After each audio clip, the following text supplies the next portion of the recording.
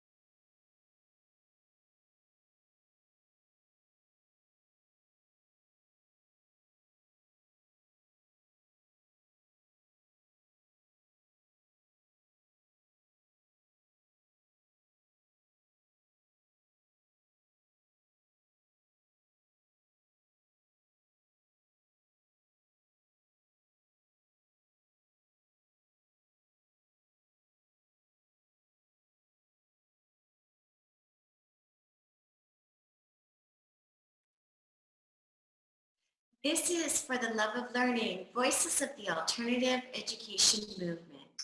I'm Lainie Liberti, and this is episode number 86. In tonight's episode, we'll explore unschooling with 4 unschooling dads. We've done shows in the past about unschooling, but in tonight's episode, we'll explore unschooling from the father's perspective. What does it mean to be a father in an unschooling family? Do stay-at-home dads experience unschooling differently than those that work outside of the house? How do unschooling dads break free from the traditional roles and expectations society has placed on them? What unique set of challenges do unschooling dads face? The men on tonight's panel will answer these questions and more. I'm anxious to get this show started, but first I'm going to give a brief introduction to each of our panelists, and then we'll start the conversation. Although these introductions are brief, we have more information about each of our panelists on the show notes page located at consciousconsumernetwork.tv, and look for the show notes page for episode number 86. There you will find more extensive information about each of our panelists' backgrounds and links to their projects and websites. So first, I'd like to introduce you to Robert. Robert is a software developer by day, a U.S. federal government for the U.S. federal government, and by night he's a father and best friend to Rhiannon and Alex, and hubby to Kareem. He's a foodie and technophile. He's a Mac enthusiast and loves to tinker with operating systems and programming language. And yes, he's a self-proclaimed geek. He also loves to learn new things all the time, and that's probably how he came to understand unschooling and introduce it to his wife. So welcome to tonight's panel, Robert. We're so happy you're here with us. Yes, thank you for having me. You're welcome. Next, I'd like to introduce you to Hamilton. Hamilton's childhood dreams of becoming an archaeologist, novelist, physicist, adventurer morphed into his present-day life as dad, science writer, post-physics grad student, electronics engineer, which is to say he's accomplished all his life goals to date. As a kid, his love of comic books and sci-fi led him to science. He built a cyclotron in high school while hanging out with classmates who built Linux. Tesla coils and Linux powered by Tesla coils. Having grown up in the mountains of south central New Mexico, he enjoys hiking, camping with his family anytime he gets anywhere near a mountain.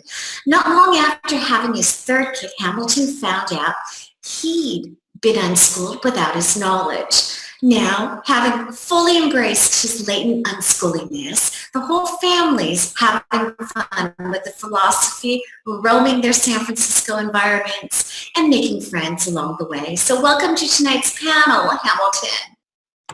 Thanks, Lainie. Thanks for having me here. You're very welcome. And next, I'd like to introduce you to Skyler. Skyler lives with his beautiful wife and 3 wonderful children in Salt Lake City, Utah. He's a volunteerist and radical unschooler. He enjoys reading, writing, and podcasting about everything on liberty, economics, philosophy, religion, science, health, and childhood development. He and his wife are committed to raising their children in peace and love, exploring the world with them, and showing them how to deal with others respectfully and enjoy their freedom and responsibility. He is the founder of EverythingVoluntary.com, a website dedicated to promoting several philosophies consistent with the voluntary principle that all human relations should happen voluntarily or not at all. These philosophies cover politics, economics, education, and parenting. So welcome to tonight's show, Skyler. Thanks, Lainie. Thanks for having me. I'm excited to be here. Fantastic. Finally, I'd like to introduce you to Kevin. Kevin is a husband and father of 3 unschooled children. His love of life and people, as well as his pursuit of freedom and experience, has contributed to their family travels, both domestic and abroad. The family lives in an RV. They travel the U.S. when they're not in the jungles in Costa Rica, on beaches of Nicaragua, or atop of the mountains in Peru. Kevin and his family believe that the only thing holding them back from where they want to go next is their passion, alignment, and creativity. Together with his wife and partner, Kelly, they have undertaken a number of rethinking topics, including rethinking marriage,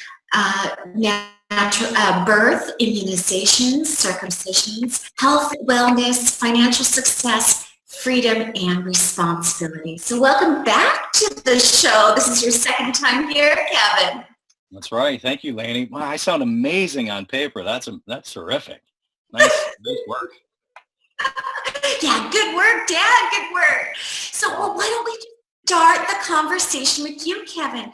I know this is like a totally broad question, but what's it like being an unschooling dad? Wow. So that is a huge opportunity to jump in at so many different places. So I'm going to answer it quickly in 2 areas. There's my own perspective, and there's the perspective I've had the pleasure of having from a number of different guys. So when I say we host a Suds get together or a men's evening, or a lot of times we'll work with, we'll talk with other unschooling dads in a kind of casual get together in the evenings and so forth. And one of the things that comes up very, very regularly is work-life balance and how to make it all fit. How do I go to a conventional setting during the day and work and, sort of make a living for the home? And if, in fact, I am the sole breadwinner, which oftentimes they are, and how do I reconcile that with this alternative lifestyle at home? So I'll park that for a minute and say that's what I hear a lot from other people. I've experienced that myself also. And then in my own life, Kelly and I really like to travel. I'm in an RV now. We live in an RV. We travel internationally every year.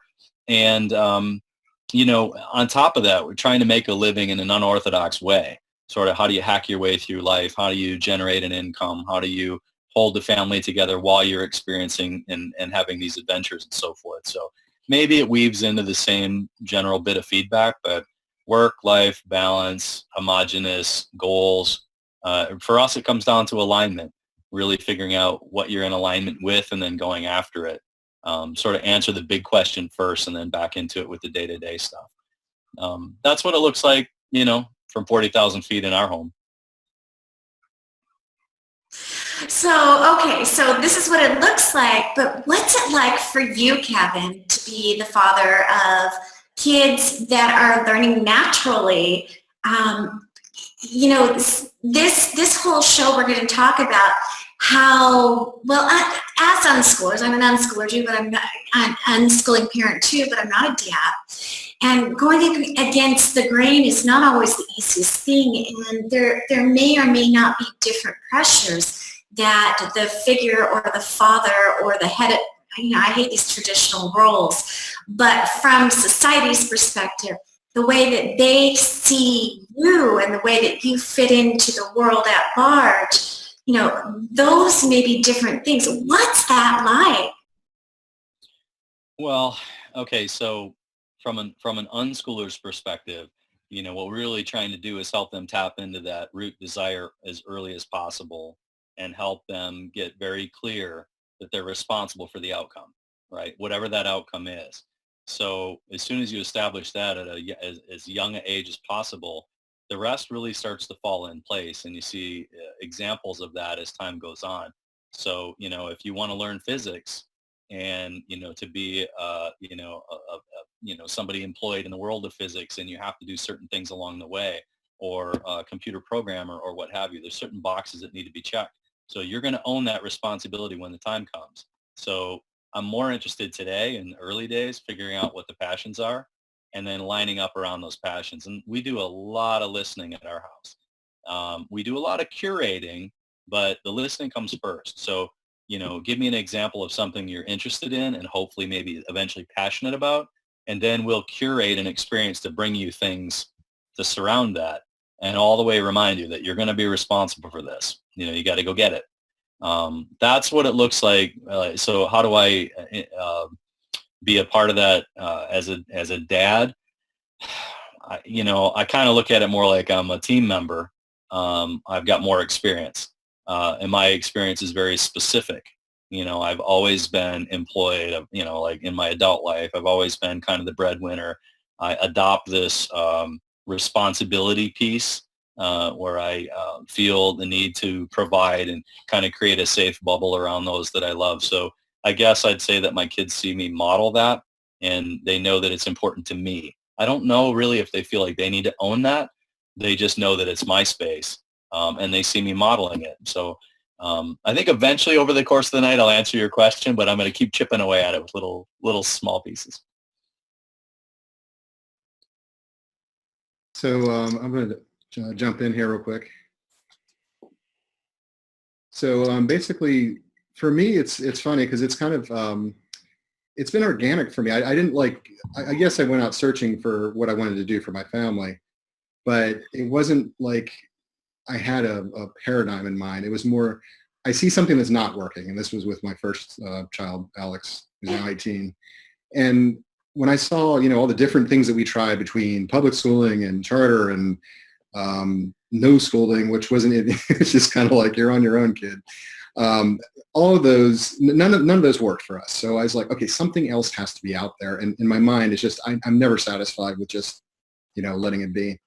So, I just kept researching and I came upon unschooling, and it really fit with me because of my own childhood where I hated school. I absolutely hated it. And it was partially because school was getting in my way. It wasn't really helping me. It wasn't helping my goal of where I wanted to go. And I had some definite ideas, not, specific, but just, okay, I know I like science. I know I care about the planets, or I care about computers, things like that.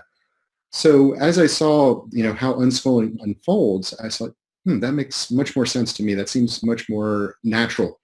So as far as being a dad in all of this, it's more like, it's not, I don't think of myself, even that, yes, I am a dad and I do play that role, but I don't look at that as I'm a dad. I just look at it as I'm like a person going through life and my kids are watching me, and I'm their dad, but I'm also their buddy. And, we have fun together. I do stuff with them. And when I looked at this way of learning, it just made much more sense. It really just clicked. And so as a dad, it was like, I don't care what other people think. It's not, I'm not doing this for other people. I'm doing this for my own family. So if anybody else does have a problem with what I'm doing, they've either kept their mouth shut or I've talked over them enough that they figured out they're not going to get anywhere with me. I'm not sure which. I love that, Robert. Thank you. I love that you're taking, I don't feel like a dad. I love that you're approaching it from the perspective of being a part of this family unit. And, the dad is just a role that you play, but you feel like a human. And that, I hear that loud and clear. And I love that as I introduced you in your bio, you're the one who introduced your family to unschooling. What was their reaction after you discovered this mode of?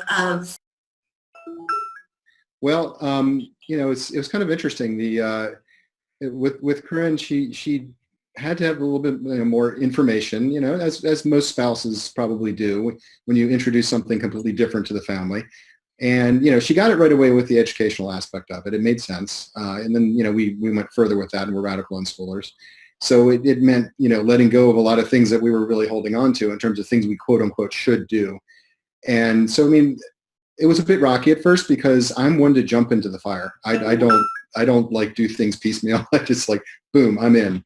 And so I probably could have done it a lot slower and made it a lot easier on Corinne, but it's done now. So nothing I can do about it. Cat's out of the bag. But everybody, the first thing that happened was my 18-year-old that I was like, butting heads with all the time over schoolwork, over whatever, or to do your homework, all this stuff, all of a sudden that went away and we started having a relationship. And it had nothing to do with him doing something. It was him generally sharing what he was doing with me, and it's something he eventually got to where, hey, Dad, come look at this, that kind of thing.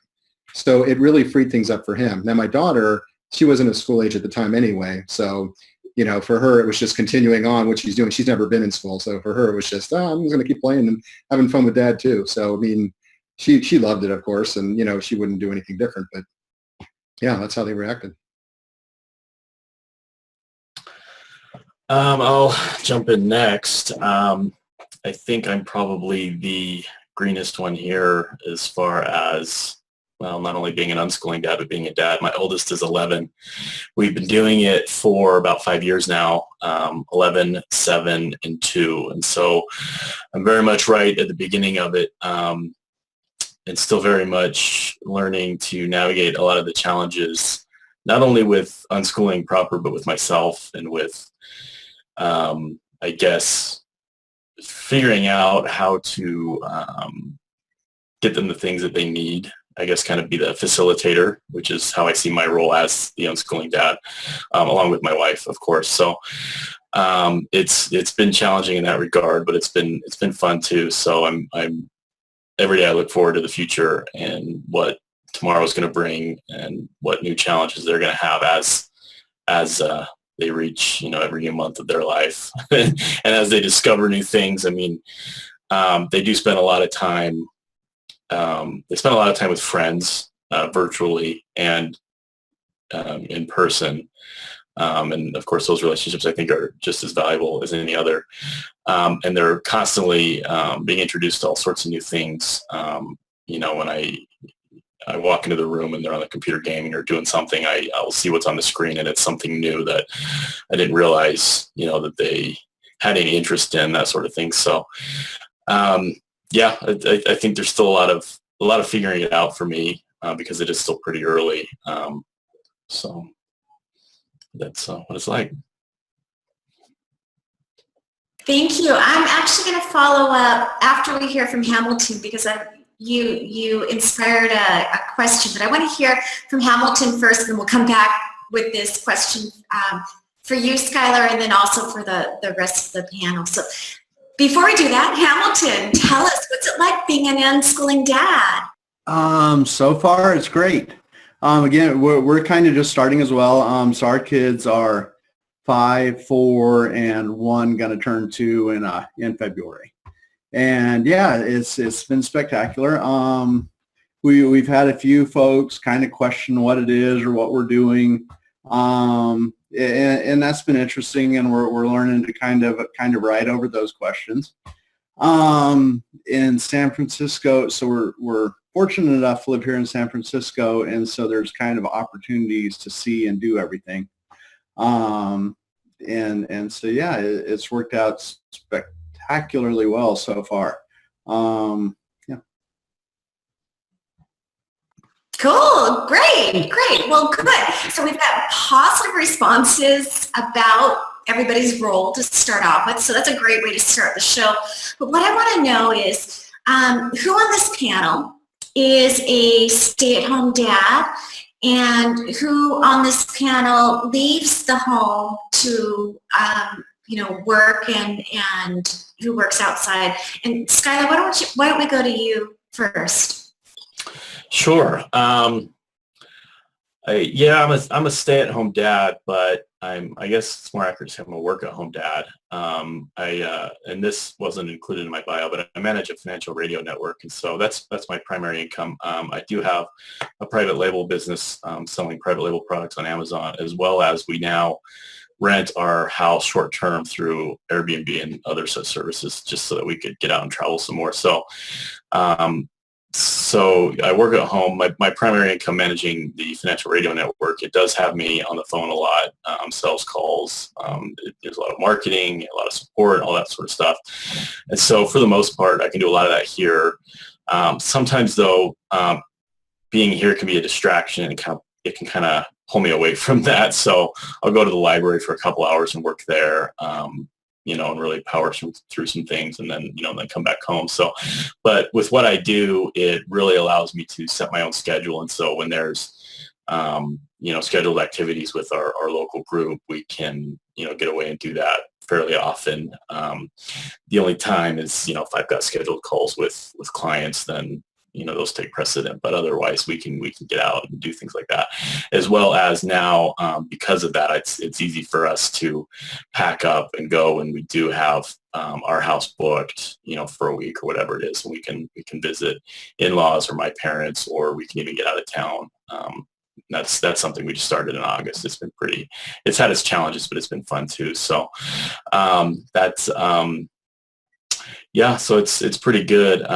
When we started, of course, I've only been doing this for about a year and a half. So prior to that, I did work conventionally outside the house and worked for a software company. So I'd be gone, 9 hours a day, and then come back. And so I definitely got experience with that. And with that, it was not as many activities away, because my wife unfortunately doesn't drive. She's got a visual impairment, so she can't drive. And so unless the activities were really close to home, or the kids were willing to take the bus, that sort of thing, we do a lot of our activities on the weekends. But now it's a lot more anytime, not so much just on the weekends. But anyway, so yeah.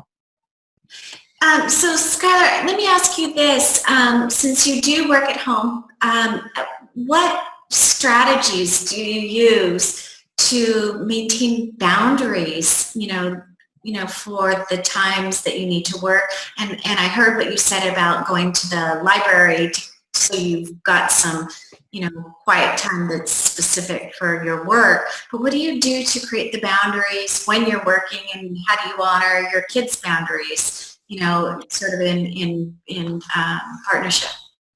Sure. Very simple. As you can see, I'm in my office library, and I've got a door. So if the door's shut, they know to knock on it. And if I don't respond, then they'll go away. If it's, kind of an emergency, then they'll knock again. And then I'll say, come in and figure out what they need, and then help them with that, or whatever it is. And typically though, they'll, most of the time, when they're coming to me, it's because of a technical issue on the computer or something, or the Fire TV or something's just not working, and it's technical based. And so that's my role in this family is all of that sort of thing. So I'll get them fixed, get them repaired, whatever it is, so that they can be off again, whatever it is they're doing. So, but yeah, if they knock and I am in the middle of something, or I am on a call, I won't say anything, and they know to walk away. And then when I'm done, if I remember, I'll go see what they needed. If not, maybe the knock will come again. If it doesn't, then maybe it wasn't as important as they thought it was. So. Yeah, I'm gonna jump in real quick. So I don't work at home exclusively. I have a telework agreement. So I work at home 2 days a week, Wednesday, Friday. And the challenge really is having a 10-year-old daughter who is just full of energy and has to tell you something, really exciting right now. And, I'm in the middle of either a phone call or, I'm chatting with someone online, or I'm trying to focus on something. So that's been a challenge, and it's not something I've completely solved yet. I'm trying to work with her. And the way I do this is I look at her and I say, look, I have needs, you have needs. Let's try to work this out. Is there some kind of hand signal I can give you? Is there, what is it? And we're trying things like, she'll say dad, and then she'll wait. And then, I'll try to, within a reasonable amount of time, get back to her, because, she's going to lose it otherwise. It's like this excitement that she has. And I understand that, because there's thoughts that I have I have to my wife sometimes. And if I don't tell her right then, I lose that. So, I completely get it.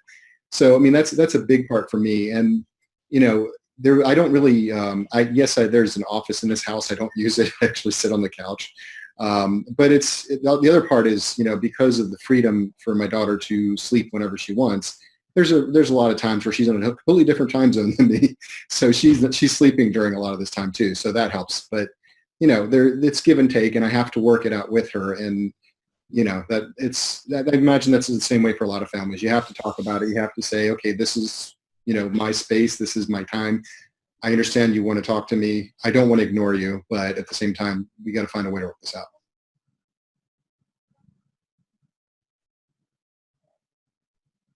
Cool. I guess I'll hop in next. So we have and again, we're just getting started, and I'm new to homeschooling, but what I think is a little bit of a unique situation in that my wife and I both work full time. And so what we're doing is I am a consulting engineer. So sometimes I get to work remotely, which means I work from here. Sometimes I'm gone for a week at a time visiting customers.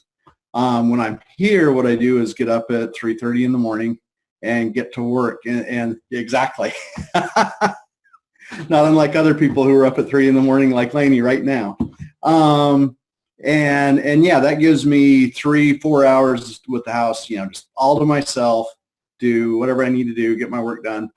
And then for the rest of the day, I go to like coffee shops and or libraries and get things done. And that gives me an extra little perk that I'm back by, 2 o'clock, 3 o'clock. And from that point on, I can kind of hang with the kids. My wife is a professor, so she's gone most days as well. And so we have a nanny that stays with the kids, but she is spectacular in that kind of what our system is. We'll figure out what the kids are interested in. So, they love baking, and so right now they go to a baking class on Tuesdays. Everybody is concerned about homeschool socialization, so we have several homeschool park days a week, and she takes them to those. Science classes are on Monday, and she takes them to those. And then we kind of hooked back up in the afternoon and talk about things. And so, yeah, that's kind of where we're coming from and how we handle it.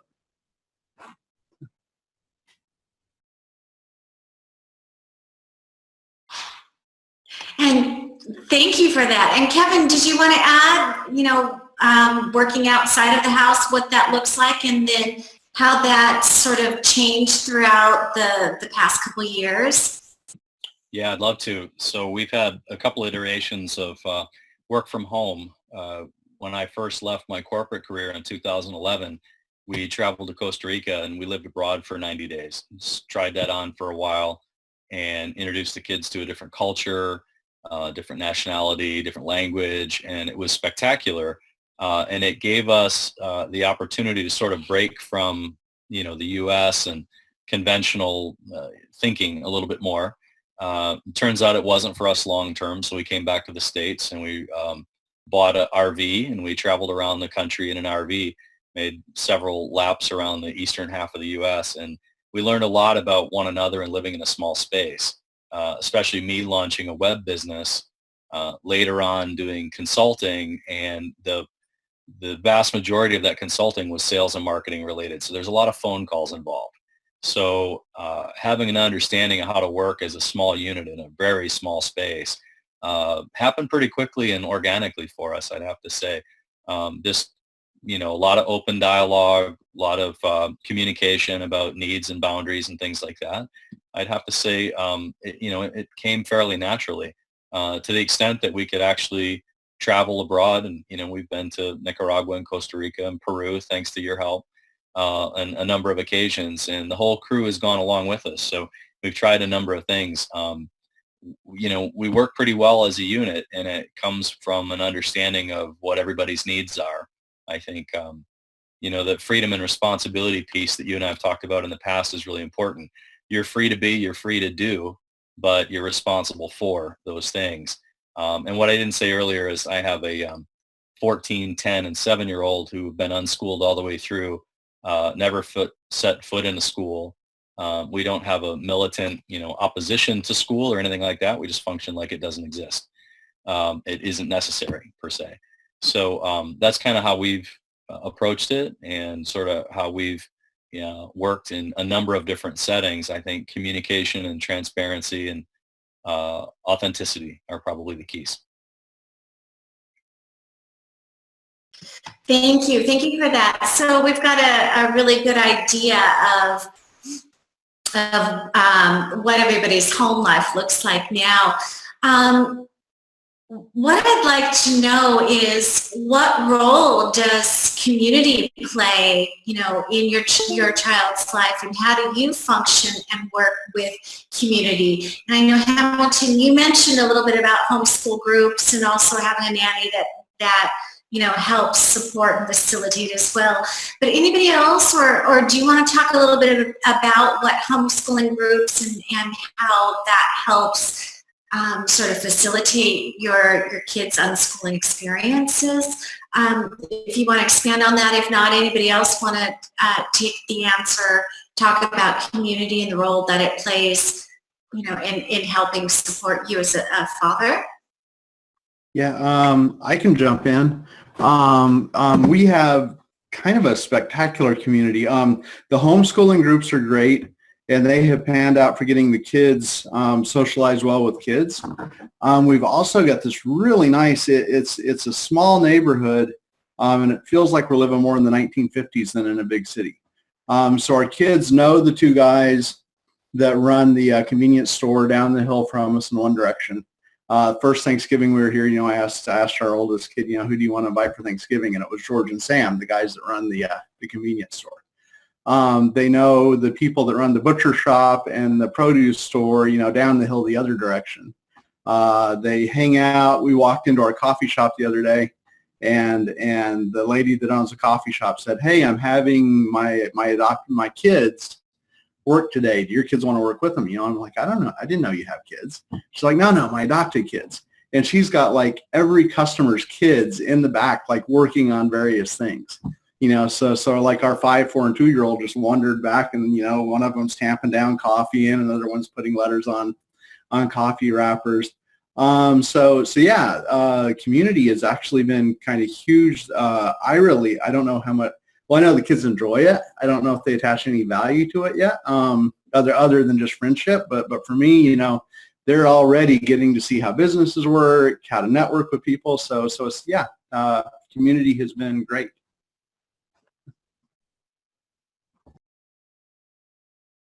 Sorry, had to unmute.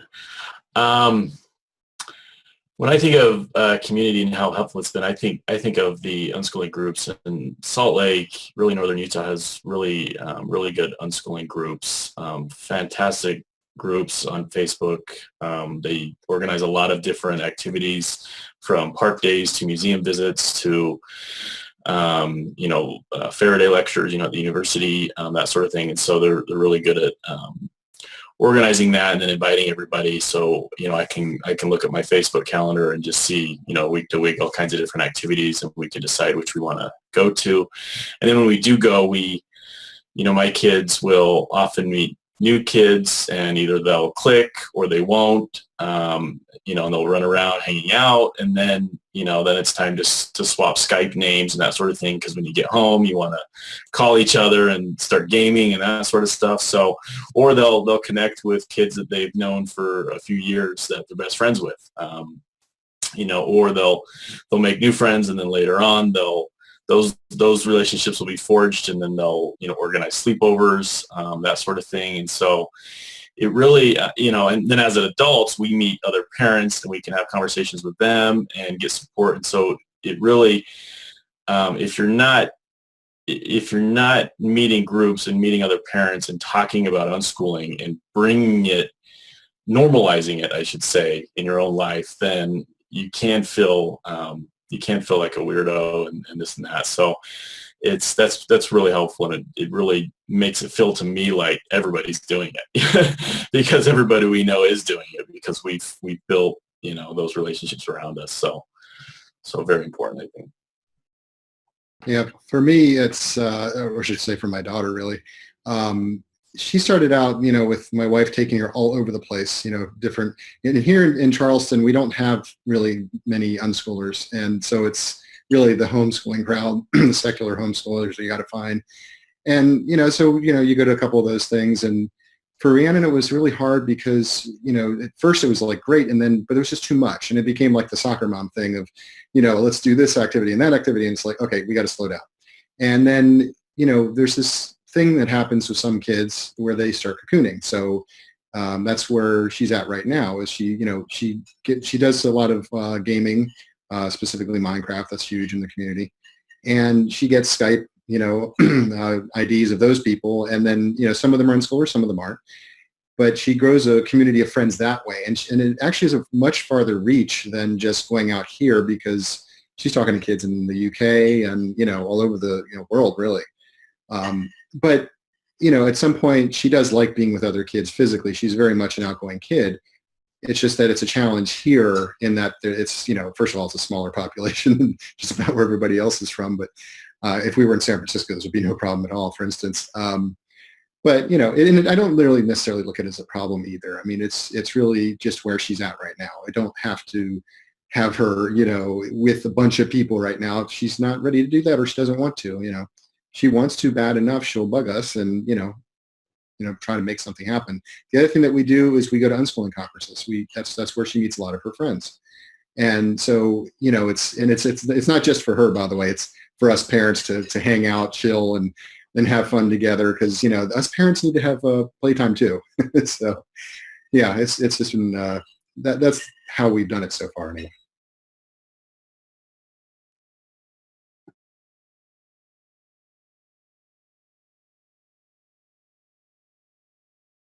So, yeah, I'm a big believer in unschool conferences.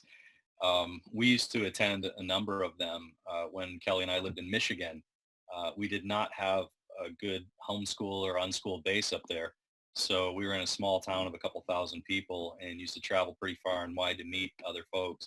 The opportunity of my job relocation in 2008 really brought us to the Tampa-St. Pete market, where we have a huge unschooled population, like probably top 5 in the country.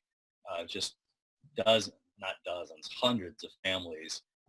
So we're very fortunate. Matter of fact, today was Showcase, which was the culmination of the most recent semester, where the kids get up and do a performance from some of the classes that they took or what have you.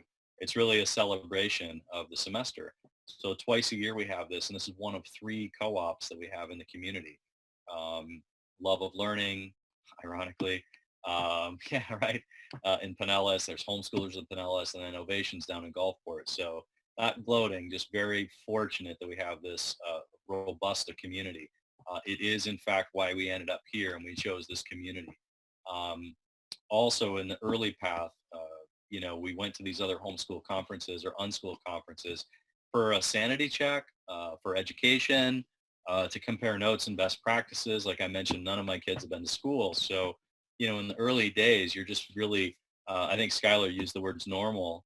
And we didn't want to be like normal by conventional standards. We wanted to be natural, like follow what, felt natural to us.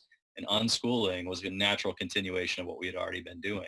So that was our normal, to use the vernacular. So when we would go to these conferences, we felt very drawn to them and the people there, so much so that we ended up buying the Rethinking Education Conference, which is now Rethinking Everything, and really proud to be in our third year, mostly because of the community that it draws together and the opportunity we have to celebrate this lifestyle with other like-minded. It's a pretty special opportunity.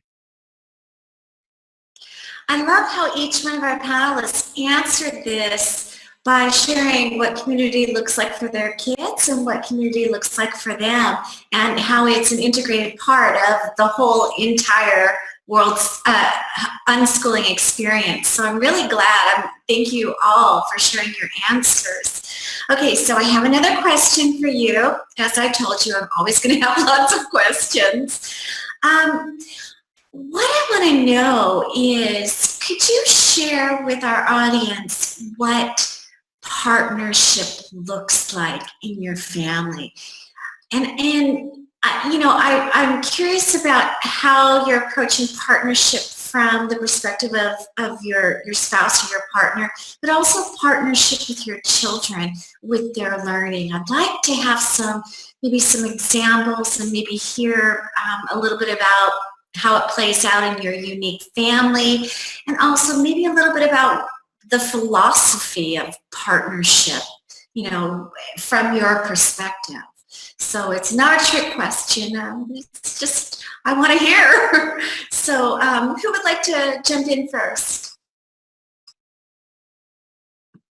I'll go ahead and do that. So yeah, it's interesting when you put it that terms. It happens all the time, but I never, you know, I wouldn't have used that word.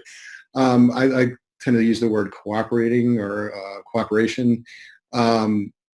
With my wife, it's give and take. I mean, you know, I'm the one who came to unschooling, so I had to sell it in a way to her and convince her that this was the right thing to do. And I will come out and say that the way that I went about it at the very beginning is not what I suggest anybody ever do. Because I just fire hosed her. I tend to do that. I come out, I'm really excited about something. Boom, you know, you have to try this. So, you know, looking back, I would have backed off a little bit and saw that she was like, you know, overwhelmed. And that's where the partnership comes in. You pay attention to what your spouse is going through.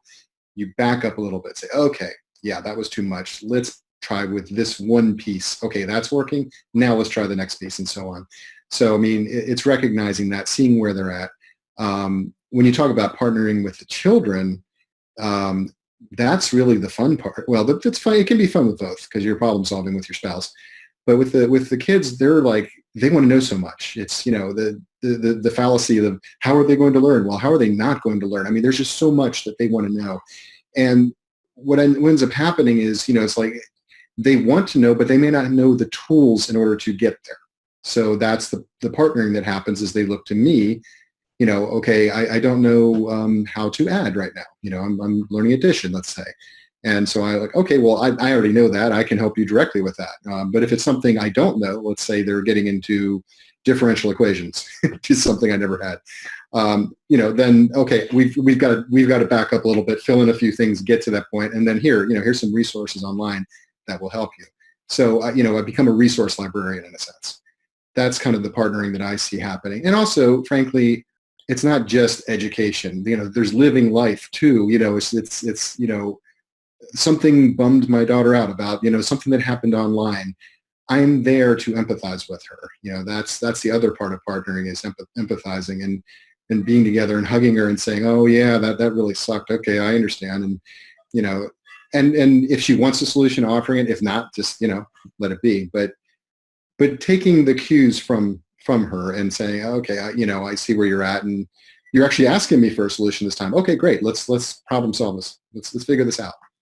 So, you know, it's organic. It's not formulaic at all. There's no how-to. There's just be with your child, connect with your child, and they will tell you what they need.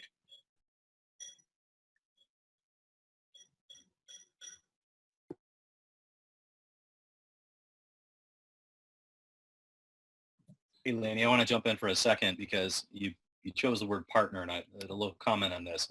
I think the reason that we all answered it that way from a partnership perspective and through the eyes of the kids, as you said, is that you really, you don't have to spend a long time in this vulnerable space and not immerse yourself in the collaboration that it requires to live a lifestyle.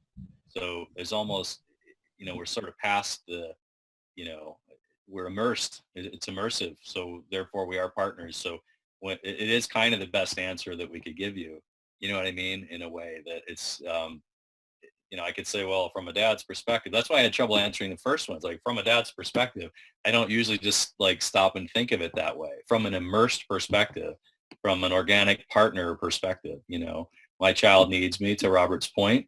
Empathy is required in this moment. I'm an empathetic partner. Advanced algorithms or what Robert's, suggestion or recommendation is, okay, then I need to be a mathematician for the moment, or I need to find where to get that answer from. So it's a partnership. It's a collaboration. Just 2 cents.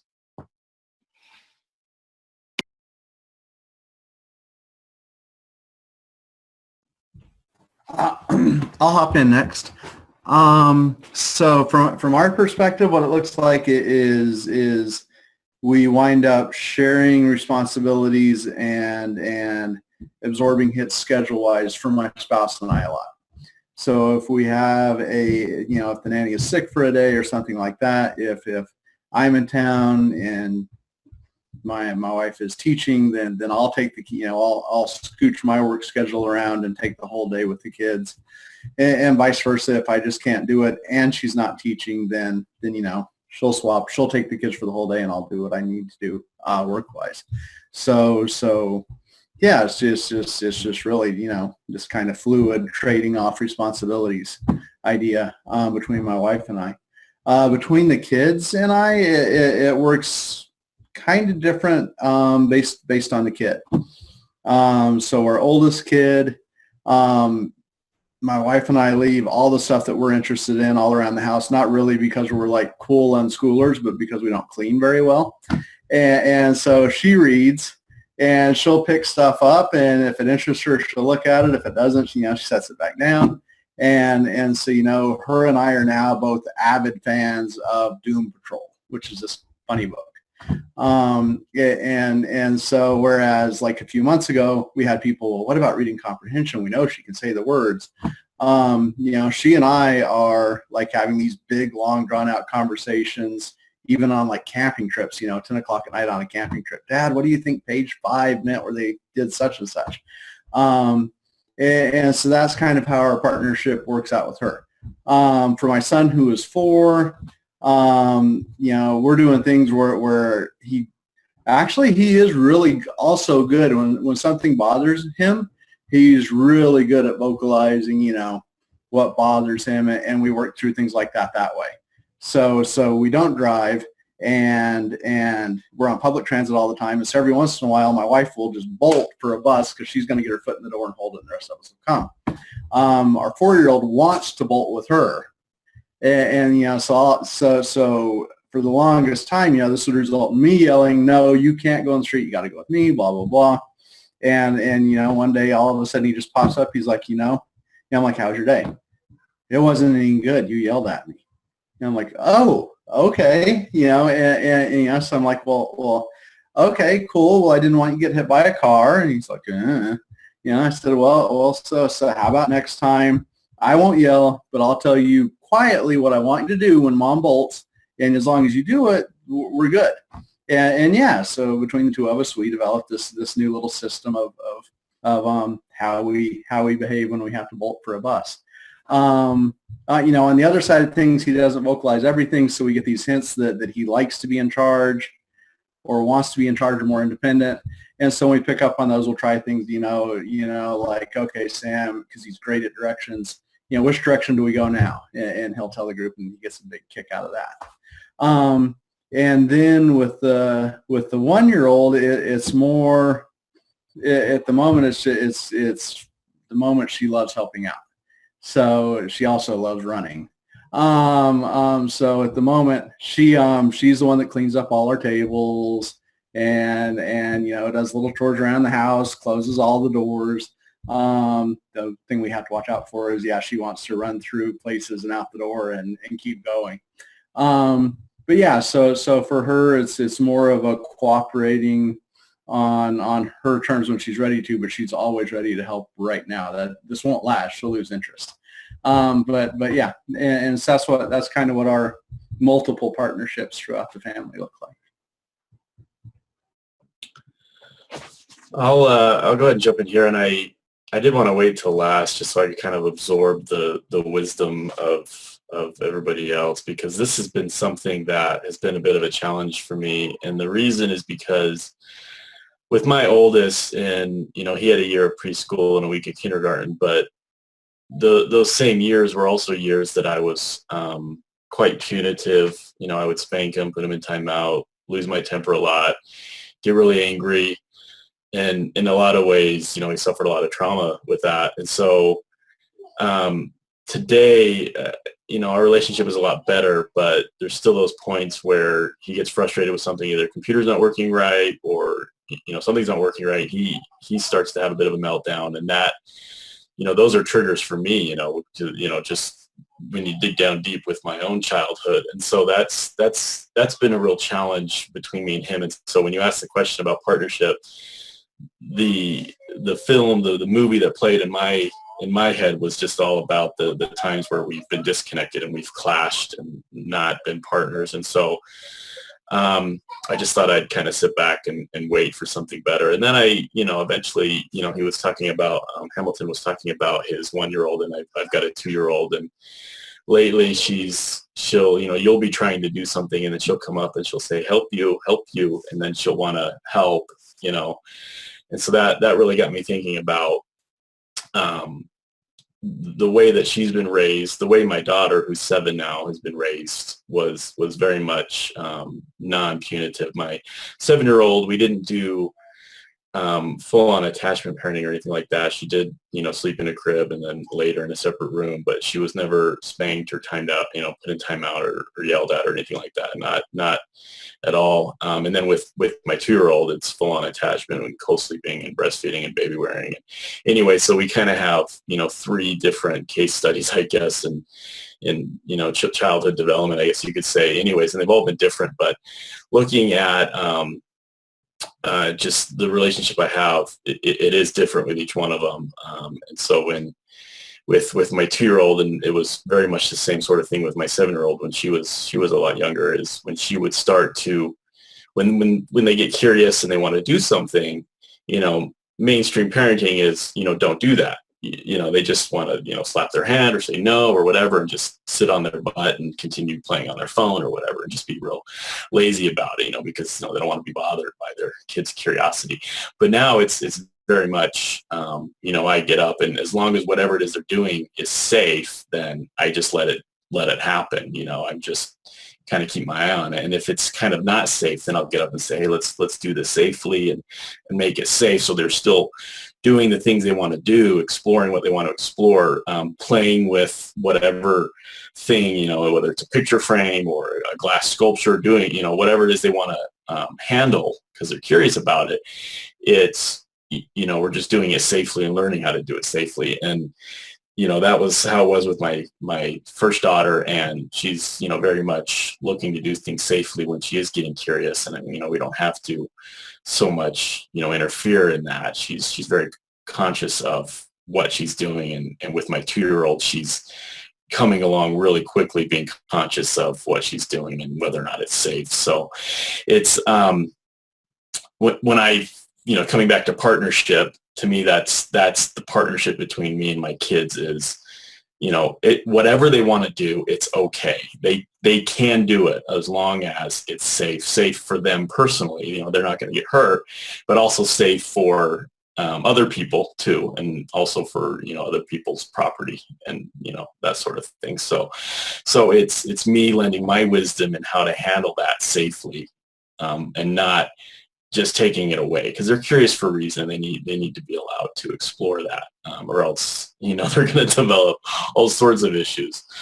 So when I think of partnership, successful partnership, that's what I think it is that. And that can go, I mean, 2-year-old, I mean, what are they curious about? They're curious about, fragile things, or, they get a hold of a pen and they want to mark up the wall, whatever. So, it's kind of, what's the word?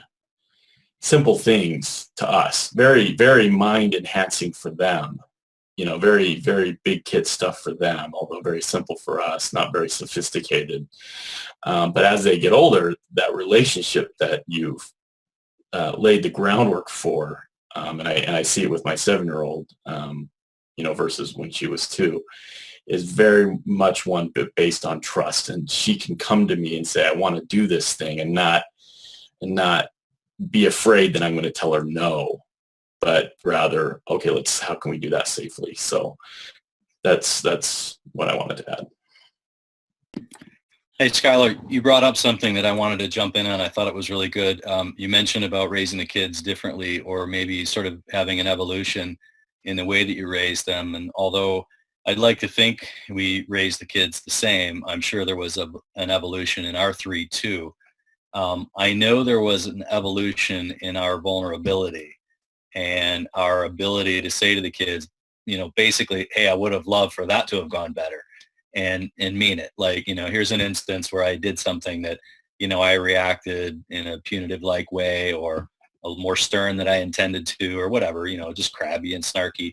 And then being able to say to them, can I get a redo on that one? And, I think that got better over time in our family. As my kids have gotten older, they'll even call me on it sometimes, like, bet you'd like a redo on that one. I'm using my own words there, but it's true. I mean, we've gotten in sync better over the years. So, I'd like to think we raised them the same, but I'm sure that we got better at it, over the 3, and that I know we got better at vulnerability. Just thought I'd share that. Yeah, let me just follow up on that. I just wanted to add that right when you think you're in a good place and you have connection, and you're I don't know if the word synergy between you and one of your kids, they go and grow up a little and hit some new milestone. And my oldest is 11, and so now he's just on the verge of puberty. And right now we just, it's just all jokes. Hey, you're going to get hair here, and you're going to get hair there, and ha ha ha. But there's going to be some changes, and that's going to be a challenge for us. And so I've got to start meditating a lot on it now. And I know Lainie's shaking her head because I know her son is he's been a teenager for some time. Maybe she wants to chime in, but anyway. Yeah, I work with unschooled teens. They're a pleasure. I love working with teens. It's a great, great, great age. So all you have to do as parents is just sort of shift your that idea that the teen years are scary. And actually, that brings up another question. We all, from the culture that we're raised in, have these preconceived ideas about what it means to not only be a man. I mean, I don't have that, but you may, but what roles men play and what it means, all of these ideas that are given to us from society that are not necessarily our own. And I think, Skyler, you mentioned this with your first comment. The first round that we talked about was a little bit of how you are shifting the way that you think. In the unschooling world, we call that deschooling. I was wondering if this panel could share with them some of those preconceived ideas that may not be theirs, that are societies or ideas or beliefs that they grew up with, that they're processing through, and that they're conscious about processing through, and still perhaps maybe even you find yourself reacting based on a belief that's not necessarily yours, and you get triggered in some of these ways because this belief, is a part of your foundation, the thing that we need to de-school ourselves from. Is this connecting with anybody? Does anybody want to comment on this first? Kevin, you're smiling. Sure. So I'm thinking about deschooling. I was a terrible high school student. It wasn't until I went on to junior college and paid for it, picked my own classes, and was treated like an adult that I actually gave a damn. And I excelled. Honestly, I was like C- high school and more or less pulled all A's in college, enough that I could parlay it into a good 4-year university. And then I gave up on it. I never decided. 128 credit hours later, I decided not to finish off the degree, basically because they didn't matriculate. And by then I was already employed and doing my own thing. But I still had to shake off the funk from those years. Like, this notion of growing up sort of underperforming academically, and then realizing I had the capacity to play the game at a high level. I just hadn't hit my stride. Fast forward, I'm now 47 years old. I have a September 8th birthday, and I work with somebody who's born September 7th, 1969. Interestingly, while we're driving on a work trip recently, I learned that I was the third youngest of a class of 700 people, and he was like the third oldest of a class of, I'm making it up, but 600 or 700 people. And think about that developmentally. We were born within 24 hours of one another. And I grew up the kind of the smallest, kid. It didn't kind of hit my stride until 9th grade, when I felt like I had sort of caught up to everybody, at least, physically. Not to mention, I don't know where I would have been at academically or emotionally or any of the other intelligences. But, here's this child that went into school a full year ahead of me. Or I'm sorry, I went in a year ahead of him. So I graduated 1987. He graduated 88. Who's to say, but we're both on a very similar timeline. It's just that his trajectory started a year later. And you think about, what that can do, to a child. So deschooling was your question. I shook off some funk for a while as a result of feeling like an underperformer, and then dismissing it, which was really a chip on my shoulder. So I had a couple things to get rid of: the chip and the underperformance, component, to the point where now I feel like I can do what I want to do. 47 years old, but it's why put anybody through that arbitrary path? It's so frustrating to me. So did I deschool? Yeah, absolutely. My kids, they don't know anything about it. That's great. Yeah, it's interesting you talk about your experience in college and all that, and high school. I mean, the thing with me is I was the kid that was told, you're brilliant, you're going to be doing all of these great things, and I was consistently underperforming that. I was getting 2.7 GPAs, and I'm the kid that flunked out of this major college, University of Maryland College Park, and that's because I was socializing. I wasn't really into what I was doing. Then, later on, I took off college and went to work, and then I came back and I finished college. So I kind of finished later than most people. And, my GPA then was still not anything stellar. I think it was like a 2.7 also. But none of that really matters now, though. When you look at what I'm doing now, and especially even what I learned in college, it's not even relevant to what I'm doing right now. My degree was from 94. You think about what languages are not even around, weren't around then. But in terms of what society expects of you, I got caught up in a little bit of that early on. And when I started realizing that it really wasn't about me performing for society, but it was about me performing for myself. And then now that I have kids, it's for them to see me doing that, so that I don't give them the awful tool of beating themselves up about something. Rather, I give them the tool of, oh, okay, that didn't work. Let's try something different. There's a different way of looking at it. Mistakes are very useful. And, society has a big problem with that sometimes, where it's like, okay, you're supposed to be, this perfect human being in so many ways. And that's not how it works. So I've taken to ignoring societal norms in a lot of ways, and just saying, okay, does this feel right? And no, I'm not saying, does this feel right and harm somebody? Does this feel right and it's peaceful? Is it something that, I can role model for my kids and be very happy with that outcome if they decide to follow what I'm doing? So, the concept of, I'm a dad, or I'm a man, or whatever, none of that really enters what I'm doing. I'm not thinking that way. And that, by the way, allows my daughter to be whatever she wants to be. And she clearly has that. You talk to her and, she doesn't have anything specific that she wants to do, but she doesn't think in terms of, oh, I'm female, I can't do that. She just thinks in, oh, do I have the skill or do I not? Do I need to learn something or do I not? And she doesn't, it's just natural to her, and I think to most human beings, it is natural. You just exist, you live, you want to do things. You're either inspired or you're not, and then you move on. So, that's I've kind of morphed into living my life that way rather than, the demands of what other people think I should look like, what I should do, what car I should own, and so forth. It's, if I have something, I have it. If I don't, I don't. And if people got to take me where I'm at, or else, it's their tough luck.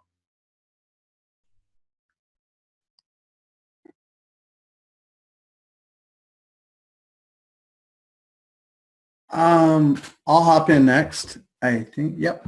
I'll hop in next.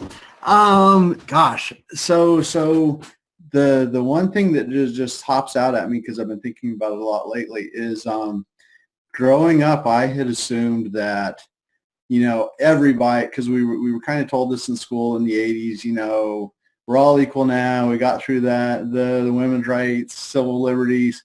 It's all fixed. We're good. And I grew up in small towns, and by and large, what I was experiencing, everything was good. But now that, so I've kind of come into things with that expectation. And now that I've got two daughters, I'm seeing these things like, I'm like, okay, let's go watch an action movie with somebody that my oldest daughter can look up to. And it's like, whew, there's not one, or there's maybe three. And it's just staggering and kind of knocking me back a little bit. So that's an oddball one that I don't know. I don't really know how to process through it myself, except to, admit that it exists for the moment and try to figure out how I can possibly improve it.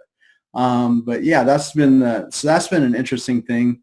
And also, the converse of that, the way we're seeing that reflected back at us, which is entertaining, is all three kids have about the same length hair.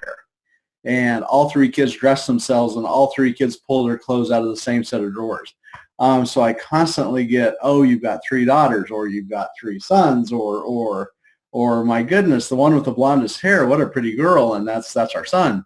And we don't care. Or when I used to walk around with our newborn who looks just like me at the time, we're like, whoa, that's a lady killer. He's going to do great with ladies when he grows up. And I'm just like, great, awesome, yeah, uh-huh. And, so we just kind of giggle and don't correct them and move on. But yeah, that's kind of the two things I'm seeing is that, wow, yeah, there is gender bias that I had not realized at all. And that yeah, it actually gets reflected back too, but that's not bothering us at all. If anything, it gives the kids a chance to see that it just flat out doesn't matter. So. I'll go next. I've been thinking about, I don't know. I don't really have any examples with my son. I mean, I guess I've had expectations of him because he is a male and I'm a male. I kind of expect him to kind of do a lot of the things that I do and like a lot of the same things that I do and whatnot. But with my daughter and being, she was very little when we started the unschooling. And so my mind for her, she was very young when my mind was shifted to whatever they want to do, let's just help them do it. And so as she started to get interested in different things, the idea that maybe some things are meant for boys and some things are meant for girls, that was completely absent because I was just so focused on what is it you want to do? Let me help you do it. Gender roles or that sort of thing it just wasn't even there because my focus was all around how can I help you do this thing right now? And then, looking at her now and the things that she's interested in, she's very much a girl in the sense that, and maybe I'm wrong to say it like that, but in the sense that she likes, what you would typically call girly things. She likes Barbie. She likes the little pet shop toys. She likes wearing dresses and she likes doing her hair nice and even playing with makeup. But at the same time, she's a gamer. She loves Minecraft. She gets on, she plays all those different things. And, that's kind of regarded as a male thing, or used to be, not so much, of course, these days, thankfully. But just seeing her get into all of that stuff. And at the same time, there's people that say, I'm not going to buy my daughter Barbies, or I'm not going to buy her Disney princess stuff, but she loves that stuff. And so we do, and that's just kind of our guide. Is not, she's a girl, what things should we get her because she's a girl? It's more, what things does she like? And that's what we'll get her. So, Christmas is coming up. We got some things that, we're probably indistinguishable between, them being a boy thing versus a girl thing. But anyway, so that's been, I guess, my experience with that is whatever she's interested in. And now with my 2-year-old, whatever she's pointing at and wants to play with, that's what it is. I mean, just yesterday we have bins in our playroom. We have bins of kind of categories. We've got like a cars and planes bin, and then we've got dinosaurs, and we got superheroes. We just opened up the cars, and we were playing with all the little cars, and she'd find, Thomas the Train, and she'd get excited about that, and then some airplanes, and we're just playing with it all, and 20 years ago, I don't know that a dad would sit down with his 2-year-old daughter and be playing with those things. They might be pushing her towards something else, playing with the fake kitchen set that we also have in the same playroom that she also likes to play with too. So it's, that's my experience with it. I think it's great hearing all of these examples. I really appreciate the candor that this panel is willing to share. So thank you all so much. We're going to take a short break. It's going to be about 7 minutes. We'll be back after we show this video, and we'll continue the conversation. If you're watching live now, we invite you to ask a question in the chat room. And we can ask our panel at that time when we come back from the break. So we'll see you in about 7 minutes. We're going to turn now to our hot topic of the morning. Yesterday, we introduced you to a family with a radical take on education, the Biegler family of Massachusetts. They don't send their 2 children to school. They allow their teen daughter and son to decide what they want to learn and when they want to learn it. They're part of a new movement called Unschooling. And your reactions to it set off a firestorm on our message boards. Juju has more. Juju, you were looking at those. It was incredible. It was incredible, George. And here's some perspective. There are roughly 2 million kids in this country who are homeschooled, but this is different. An estimated 10% of homeschoolers are unschooled. And our family takes it one step further, extending the unschooling philosophy into parenting. And so as soon as our story aired, we were flooded with viewer comments. We brought the Biegler family here to answer your questions, and we'll get to them in a minute. But first, a reminder on how unschooling. The Bieglers are a typical happy family. Typical except for one very controversial life choice. Their children get no formal education. They'll never get X plus Y equals Z. No, if they need formal algebra understanding, then they will find that information. Our message boards lit up over the concept of unschooling. No textbooks, no tests, living as if the school system just doesn't exist. They might watch television, play games on the computers. Might read. I know my kids, if they have a choice between watching TV and reading. The key there is that you got to trust your kids to find their own interests. It's a choice many find questionable. The whole concept of operating with your kid, it's kind of cool in theory, and if a child was a little adult, I think it'd be great. But he's a child. Do you feel prepared for college? If I wanted to go to college, then I would pick up a textbook and I would learn. When was the last school? It was first grade when I stopped. Do you ever miss or regret not being in a normal school? I was never really into some of the stuff that I had to learn in school. But you were 7. What do you know? And here are just some of the emails we got yesterday, and we're joined now by the parents who set it all off, Christine Yablonsky and Phil Biegler. Also in Boston, Pat Ferenga, who's the president of Holt Associates, an expert on homeschooling and unschooling. And I have to start out via culpa. I confess my bias yesterday. I thought this was a crazy idea, and one of your friends wanted you to come in and punch me.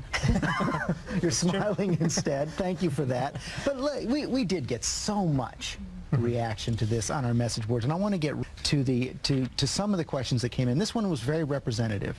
It comes from a woman in Terra, California, and the question was, who is going to hire these kids without a high school diploma or a GED? What are they going to do for income when they're adults? There are already unschoolers who are either in college or have graduated college, who are in the working world. There are unschoolers who are raising families. So this might be a new concept for a lot of people, but the unschooling movement, if you want to call it that, has been in existence for a while. And you could argue that it's actually and kids have been successful. Yes, and kids have absolutely been successful. They are holding jobs. They are raising their families. They are productive, positive influences in their communities. Just because you didn't take a path that was public school to wherever you want to be as an adult doesn't mean that you've taken the wrong path. There are many different ways people get to a certain place in their life. If you think of someone at a certain point in their career, but by the time they're 40, 50, 60, you go backwards, how much of that was really influenced by what happened in their public schooling? But in your family, it's going to be your own kid's decision whether or not to get the GED. Right. Absolutely. Because their pursuit of whatever kind of higher education they want is going to be based upon what their own specific goals are in life, not just because they're supposed to go to college. There's a lot of people who go to college and squander their opportunity because for real concrete it's just reasons. The next step in the ladder. Yeah, they're just there Phil, because, well, you're supposed to go to college. And then those are the ones who get into trouble, they binge drink, they're doing all sorts of crazy things because they don't actually have clear objectives of why they're there and what they're trying to accomplish. Phil, let me get to another question.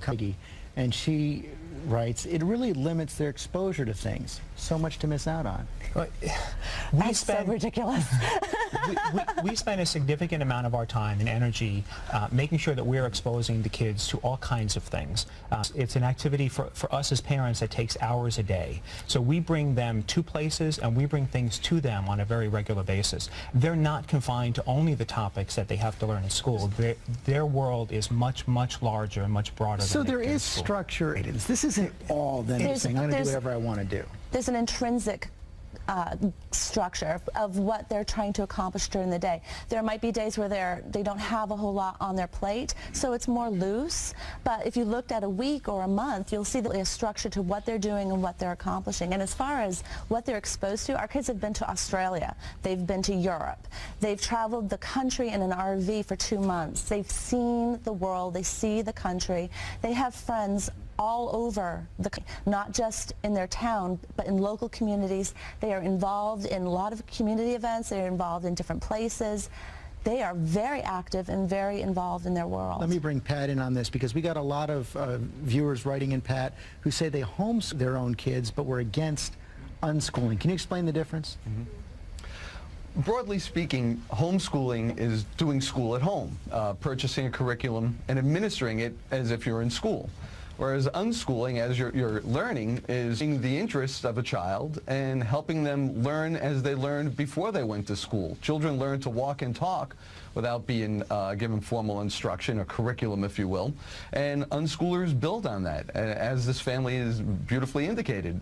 Hiding their children from the world, they're trying to get their children involved in the world to help them learn.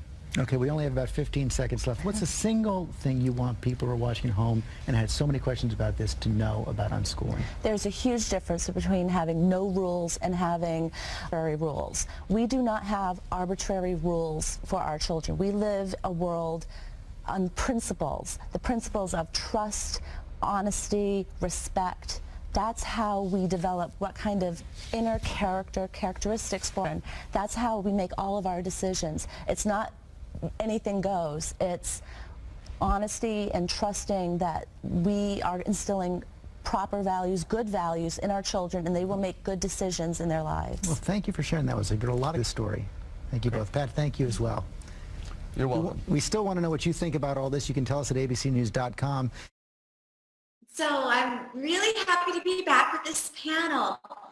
And we've got we've got a panel, obviously, of dads that have been unschooling for different amounts of time. Some of them are newer, and some of them have been doing it for longer than others. What I'd like is to ask this panel, what is the one thing you wish you knew before you started this journey? And this would really be helpful to the anybody who's watching who's perhaps a father just stepping into this journey. What is that one thing you wish you had known, either about yourself, about your family, or about the journey in general before you started? So let's go to Robert first. Yeah, there's several things on that one, but to start with, it's all about the journey, right? It's not, we're going to learn X, Y, and Z, and it's going to produce this result at the end.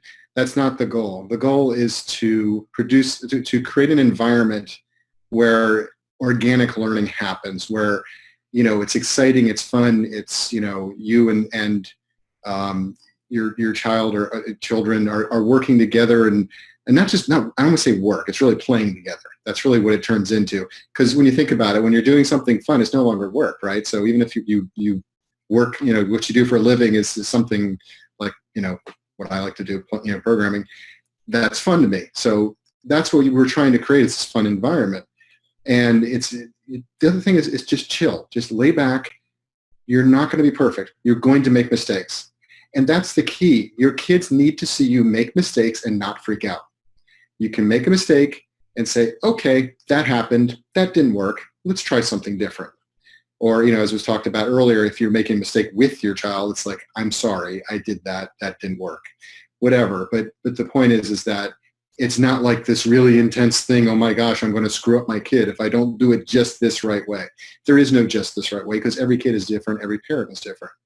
So just take it easy, ask questions, but don't worry about, the how-to or the doing it the right way. There's no such thing. You just move, you're living life and you're having fun and you're connecting to your child. If those things are happening, the learning is a byproduct. It just happens.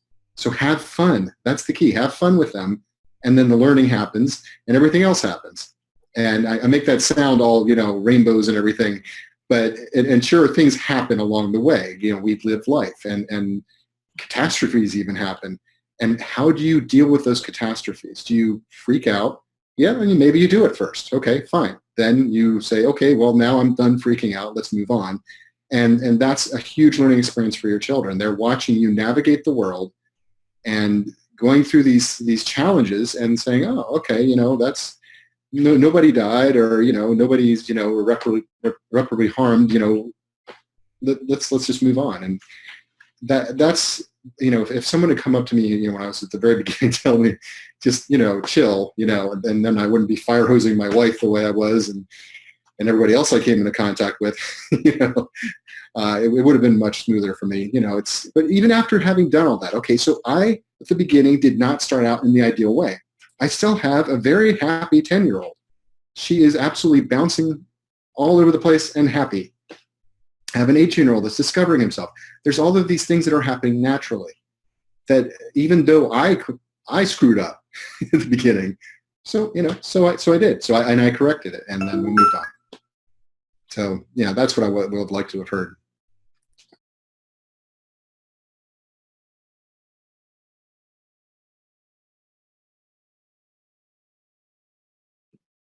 That's wonderful, Robert. Thank you so much. Suddenly, the panel goes dead silent. So, Kevin, go ahead. Floor is yours. All right, perfect. So I too would have liked to have heard it's all okay. It's all going to be fine.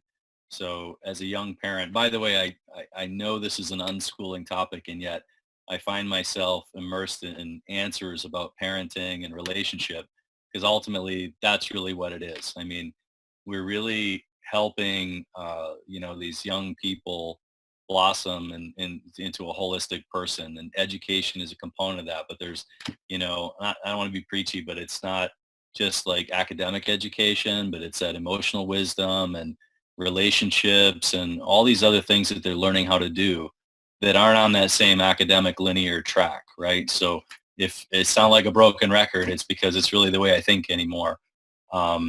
Your, challenges, things that I would have liked to have heard.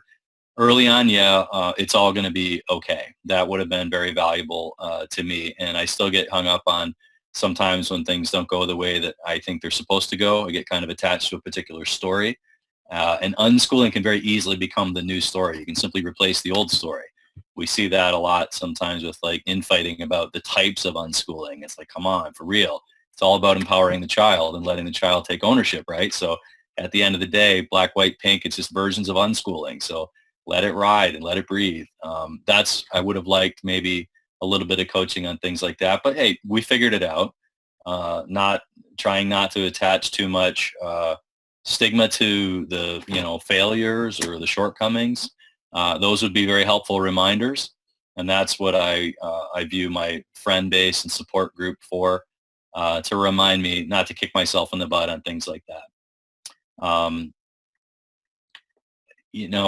of the bits of wisdom my wife Kelly shared with me very early on in the parenting realm was really about education, although I didn't see it that way at the time, and it was about giving enough room for the child to make mistakes.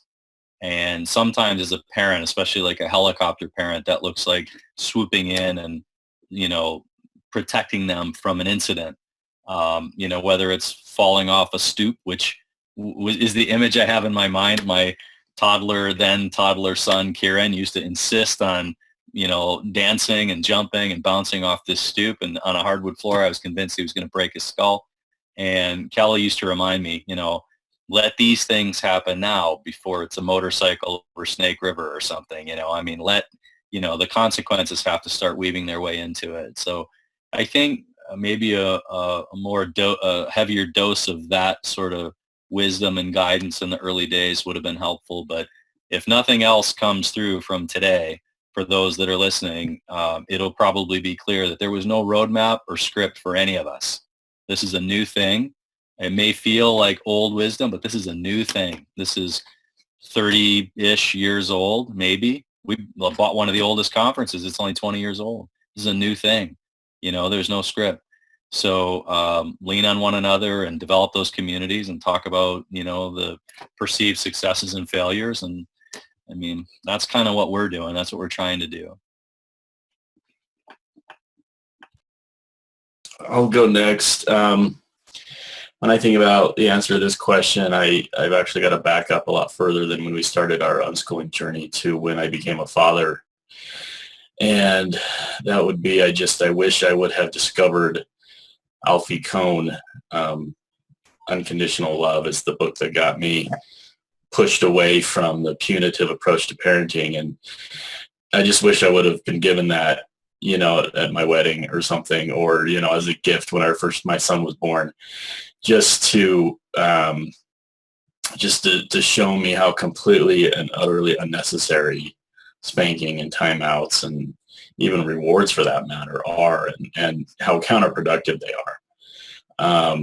I think a lot of stress today could have been avoided. And so if you are watching this and you have those tools in your parenting toolbox, I definitely suggest rethinking those as part of rethinking everything. It's very big. And it's just such a natural fit too with unschooling. When you are your child's partner, partners don't, beat each other up. So it's that would be what I would like to tell my past self.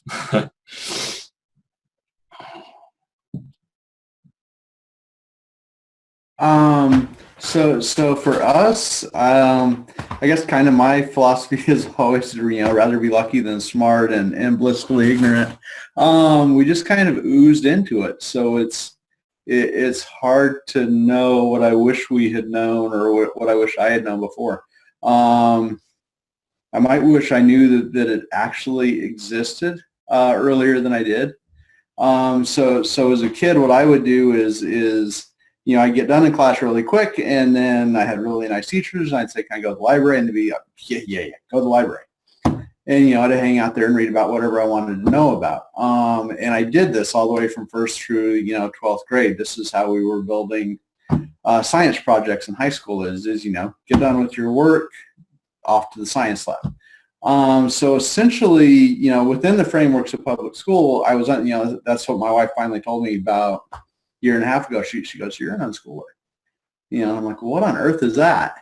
And she told me, I'm like, oh, well, hell. And then she's like, we could have the kids do this, because my wife was homeschooled from kindergarten. She finally decided to go to public school 11th and 12th grade.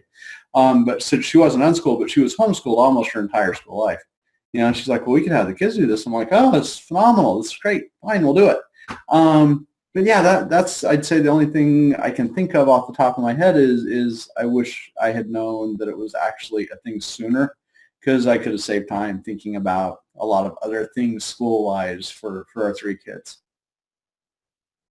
I wanted to add something else. When we actually first learned about unschooling a lot, how do I put this, earlier on than I actually implemented it. It was one of those things where we were living back in San Diego, and there were some homeschooling groups we were hanging out with, and there was this one unschooler, and it was like, she explained what she did, and Corinne and I were like, we can't do that. It's like, and that whole thing was centered around the concept that there's something to do, it's like there's this thing you're trying to achieve rather than just connecting and being with your child. If the person had put it to me that way, I would have said, oh, okay, I get it. So that's the one thing I wish is we had figured that out then, because then we would have done things much earlier with my 18-year-old, which would have helped him out tremendously. But and then the other thing is,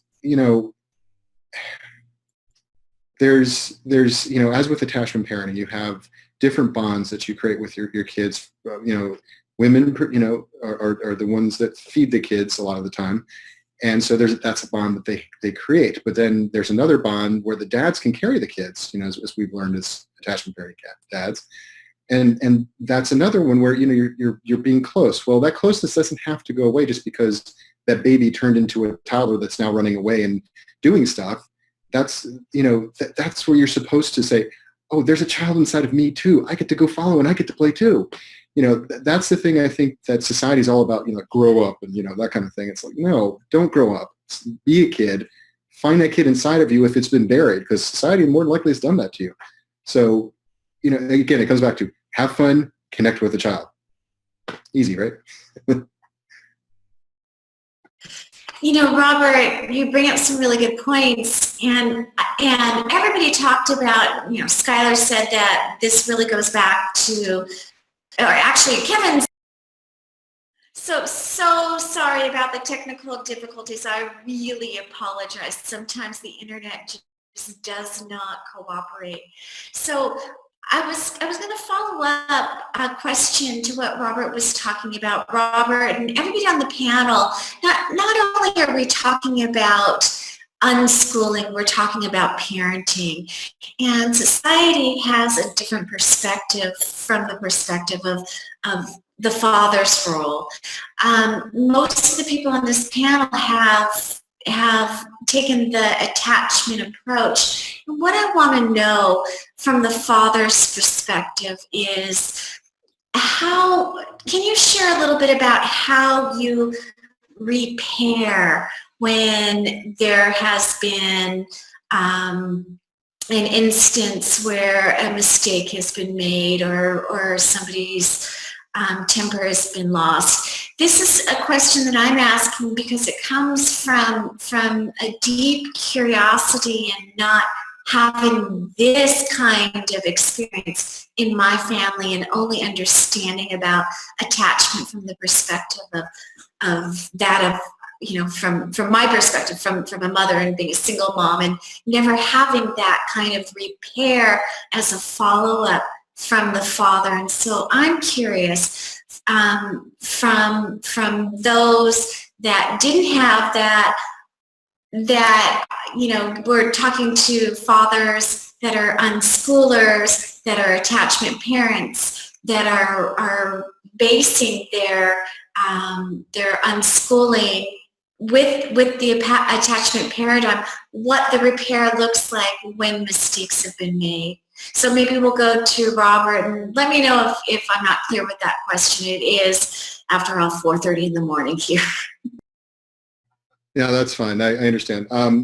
The repair part really comes in where, I think I said it before, where, that didn't work. I'm sorry, using words like that.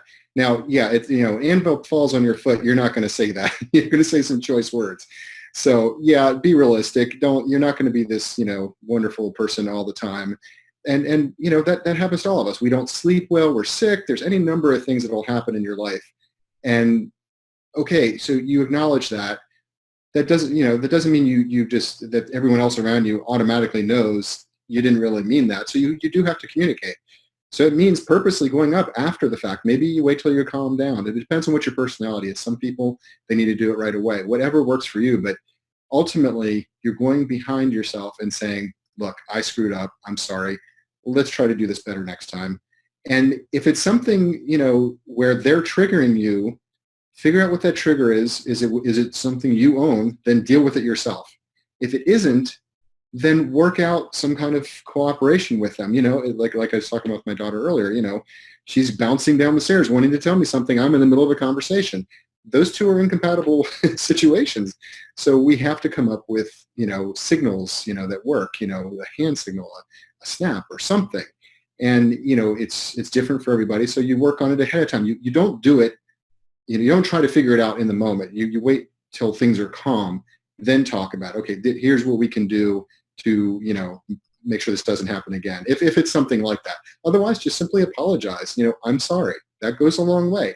Now, I'm sorry, and then you keep doing it over and over and over again, that might be a problem. You might want to look at, okay, why does that keep happening? And is it something that you need to work on within yourself? Take ownership of that, because you want them to take ownership of their own issues and work on them too. You've got to be the role model. You've got to do it yourself. So that's kind of how I look at it.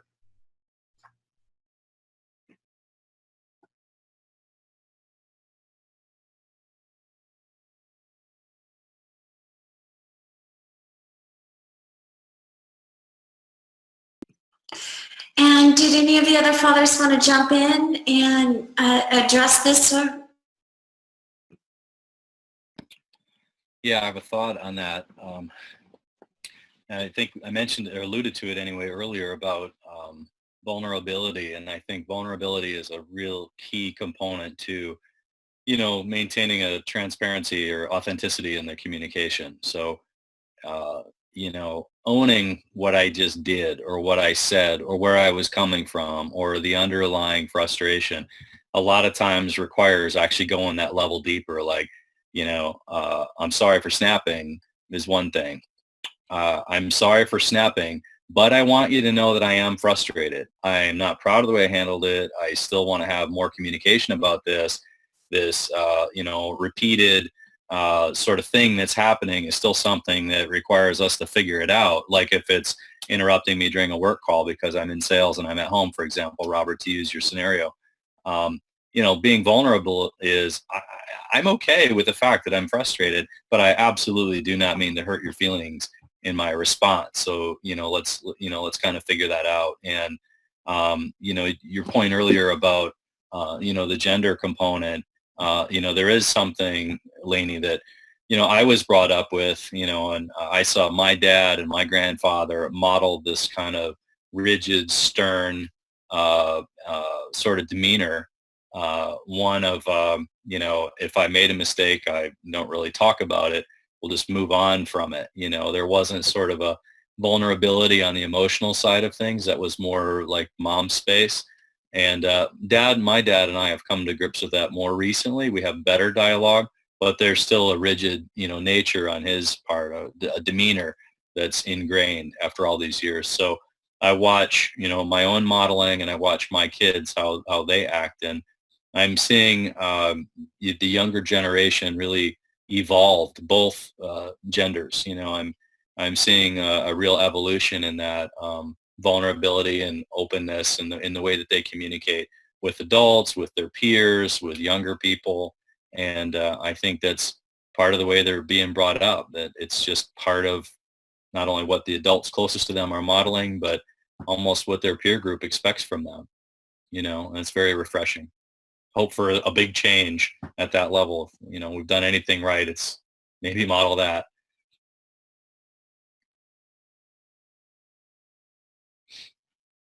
I guess I'll hop in. Gosh, so I didn't even know what repair meant until 2 minutes ago. So that's where I am on the topic. So I guess the way things have worked with me so far is kind of like the incident I described with my 4-year-old earlier.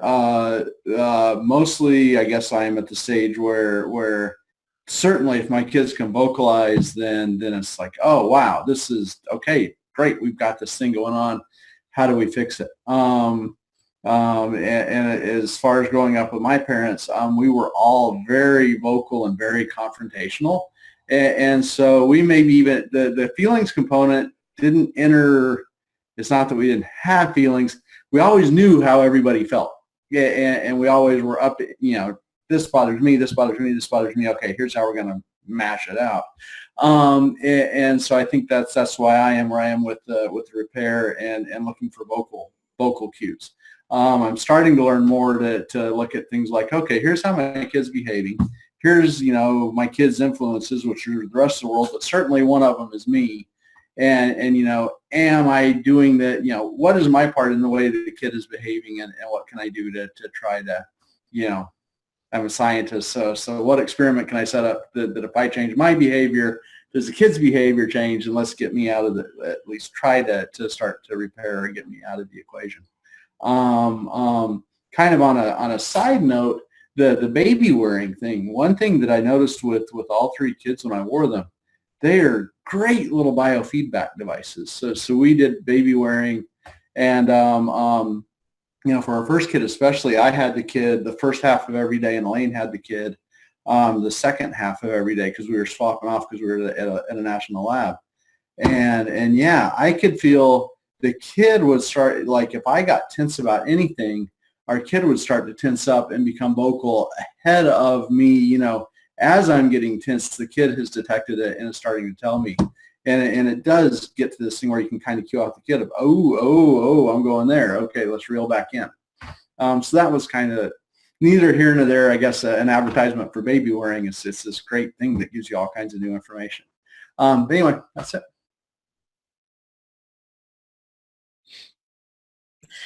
Awesome. And Skyler, did you want to add anything to that about maybe talking about your own triggers and then making mistakes and then repairing them with your children and what that looks like for you as an unschooling dad? Or Yeah. Again, I just, as I think about it,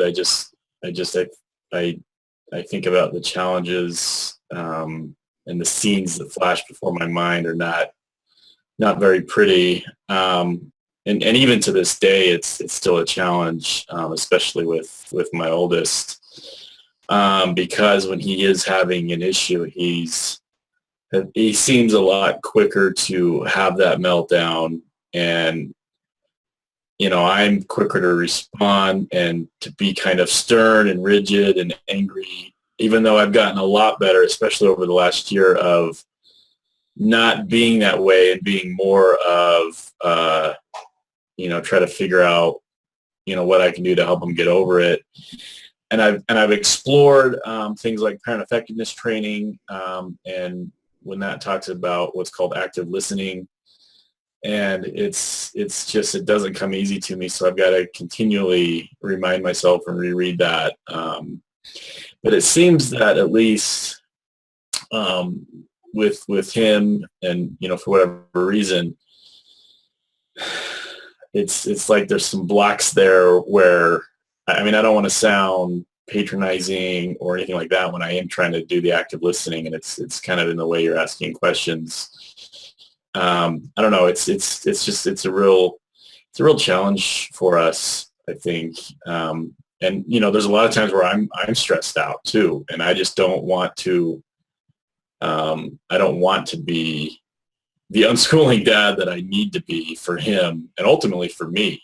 So I behave counterproductively, and that's a real challenge. And so it's there's still a lot that I need to overcome there, I guess you could say. And it's it's fun after. Now, I will say that when, there is maybe a big spat or something, he has gotten to the point where he doesn't take any shit from me, I guess I could say. He will respond in kind, which I see that as progress, because it means he's not cowering before me or anything like that. And he's not afraid to speak up for himself. And I'm proud of that, even though in the moment it's kind of like, I kind of go back and I'm just like, do what I say, So I think that's progress. But, I can come back when the stress hormones or chemicals have come out of not only my brain, but also his, and reconnect with him and apologize for anything that I did and that sort of thing. So I've definitely said, I'm sorry, please forgive me, a lot over the last couple of years. But yeah, I mean, as far as repair, there's still a lot about myself that I need to repair too. And so it's a challenge, because there's repair with our relationship. There's repair with me, and so it's been interesting. It's definitely been a growth period for me, big time, over the last 5 years. So, Skyler, I find myself drawn to your comments because I recognize some of it from our early story too. I've learned a lot from my son, from all my kids, but my son, who is probably my middle child, most likely to kind of model my activities. I learn from him all the time on, like, more recently, how he's carved out space for himself when he needs a moment to come back from an instance. So we've been frustrated with each other, and in the more conventional setting, it might be me saying, hey, let's take a break and go to our neutral corners and we'll talk about this later, or something like that, where it's more him driving the ship. Like, Dad, I need a minute. You're frustrating me. I need a minute. Okay. And maybe I think I've done something, or maybe I haven't, I don't know. But I really appreciate that he's found a way to, boundary himself. And I see it in all the kids, but I'm thinking about it right now from Kieran's perspective and his ability to kind of create a boundary for himself. Like, I've had an uncomfortable moment with one or both of my parents, and I need some time to collect myself and figure out my part in it, as I'm projecting what I think he's thinking. But it's really neat to see that composure come back. Now, he's going to be 11 soon, but I see examples of it with all the kids. So that's pretty cool. I'm learning from them, watching them respond to me. You know what I'm saying? And I'm really enjoying that, this chapter of our parenting. Yeah, and it's interesting, the again, going back to the things I wish people had told me at the beginning, it's the kids give you feedback right away, and it's, if you don't pay attention to it, they will let you know, because they're frustrated, they're not being heard. And the basic thing is, don't go, okay, is it in the book? Where is it? Where is it? No, you see it right in front of you. They're telling you, this is not working for me. You have to listen. And a lot of people gloss over that because, again, talk about societal influences. Well, the child should behave. The child should listen to you at all times, and blah, blah, blah. I mean, it's really more of a, as we keep coming back to, partnership, a cooperation. And, one of the things that I tell people a lot is, if you're not going to, if you wouldn't say it to your wife or your spouse, don't say it to your child. Don't treat them any differently in terms of respect. And when a child feels respected, they're going to respond in kind. And they'll do things like what Kevin was talking about, where they'll say, hey, let's separate here. This isn't working. That's a respectful thing to do. That's what we adults, hopefully, not always, but hopefully in conflict resolution, we'll do. We'll separate, calm down, come back together. And those kind of things just kind of happen naturally when you start cluing into their cues that they're giving you. And if you don't clue into their cues, it escalates. So, that at the beginning, if someone had kind of given me these kinds of bits and pieces would have made my relationship with my son, for one thing, a lot better. Again, we're learning as we're moving along, but, hopefully if there's any dads that are, at the beginning, listening to this, try to look at what you're seeing in front of you and ask yourself, is there something that's wrong here? If they're reacting in a negative way, there's something wrong. You need to get to the bottom of it. Don't gloss over that. Definitely pay attention. And then as far as the repair goes, sorry, I wasn't paying attention, or sorry, I didn't get it, or I didn't hear you, or whatever. It's okay to explain things. And it's also okay, like I said before, say, I'm sorry, and then do your best to work on it.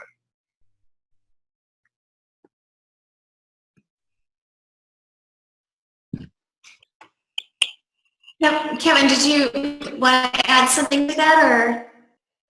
Yeah, something about that triggered a thought. I recently ran into an acquaintance that I hadn't seen in about 3 years, and he reminded me of a quote that I had given him some time ago. It wasn't a quote as much as an observation. When I first met him, he was new to the unschooling space. And he asked me about unschooling, and we had this talk about freedom and responsibility. We had this talk about, getting in touch with your passions, the child's passions at an early age. We talked about as adults, as parents, how we kind of try to curate an experience so they can learn on their own terms and attach to things they're passionate about. And it just happened to be around the time of the Winter Olympics. And he reminded me of this story. And when he started to tell me, I'm like, oh, it sounds a little cheesy, but I'm kind of glad he reminded me that I used to think this way. I still do. So Winter Olympics are coming up. The Canadian team is on the ice and they're curling. You remember the sport where they slide the little puck down the rink or the ice runway or whatever it is, right? And I liken the unschooling experience to the child being in control, as if they're the athlete and, they have this destination in mind. It's this target down the ice. They're in almost complete control of the entire experience. And they own the outcome. They own the responsibility. And Kelly and I are like the little curler, the little fellows with the brooms that affect the ice to a degree. Like, we're part of it, but it's really their deal. At the end of the day, it's their deal. And I'm not a big part. I'm a small part in their story. If I impose my will or interject my desires, I can become as big a part, I guess, as I want to initially, but that's almost getting in the way or impeding their own story. So in that analogy or metaphor, it's their ice, it's their rink, it's their court, whatever that thing is called. It's their puck. They're letting it fly. And we're just out there with some brooms trying to, massage the path, and direct the flight of that puck. And I was so grateful that he reminded me of that, because we have a bunch of life stuff going on right now that just remind me that, kind of we're bit part players in this play, and here to help out. I mean, I want to create a framework. I want to create a bubble so these kids can, glide safely to the next chapter, but they're writing the script at the end of the day. That is such a beautiful analogy. And is that really a sport? Sorry. I'll send you a link. Yeah. So I grew up in northern Michigan, so I saw a lot of that kind of stuff. But yeah, it's like bowling on ice. Okay, there you go. But beautiful analogy. I got it. I really did get it.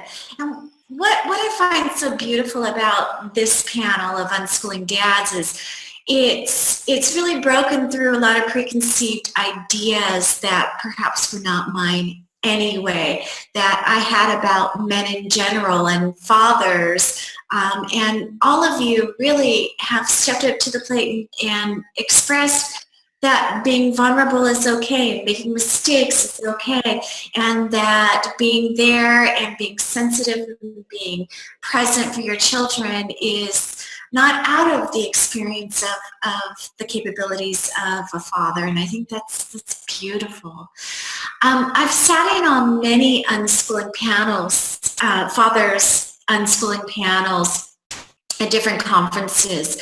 And this question has been asked in almost every unschooling panel that I've listened to. And it's also one of those questions that's perhaps a bit of a stereotype, and it may or may not be relevant for your specific situation. But I want to ask this question. The question is, being that your fathers and traditionally fathers are the breadwinners, is there ever a feeling of resentment towards the other parent who may or may not work? If indeed the other parent, your partner, has the ability and doesn't work, if that's your situation, if your partner has the ability to spend more time with your child as the breadwinner who is working, you as the father, if that indeed is your role, do you ever have resentment that you're not there full time with your kids? Yeah, it's interesting. I'm actually exactly that situation. I work out of the house except for teleworking, and Corinne stays at home with the kids. No, there's absolutely no resentment whatsoever. We from the very beginning structured our lives, starting with attachment parenting, of course, having her at home. It was at the very beginning, it was just simply financial. It made no sense for her to work for daycare because that's all she would be doing. She would just be making enough for that. And there wasn't anything she was really like passionate about at that time to make money anyway, So it just we fell into it. It made sense. And that was before we were even unschooling. So we were already in that mindset. And then when unschooling came along, it just was a natural, that this is the way things are. And I still, sure, I could look at her and say, well, you're not producing money, or you're not producing anything right now, blah, blah, blah. But that's obviously far from the case. I mean, she's a very integral part of this family doing a very important job that if I were here, I would be doing, which is being that resource, being that person for the children to connect to as they need to be that person when my daughter comes bounding down the stairs and like, I got to share this with you. That's important for someone to be there to receive that. And it doesn't matter that it's her or me. It's just someone needs to be here to do that. And the connection again, that's so important. So I can't possibly resent her. I'm very thankful for her actually, that she's there for that connection to happen.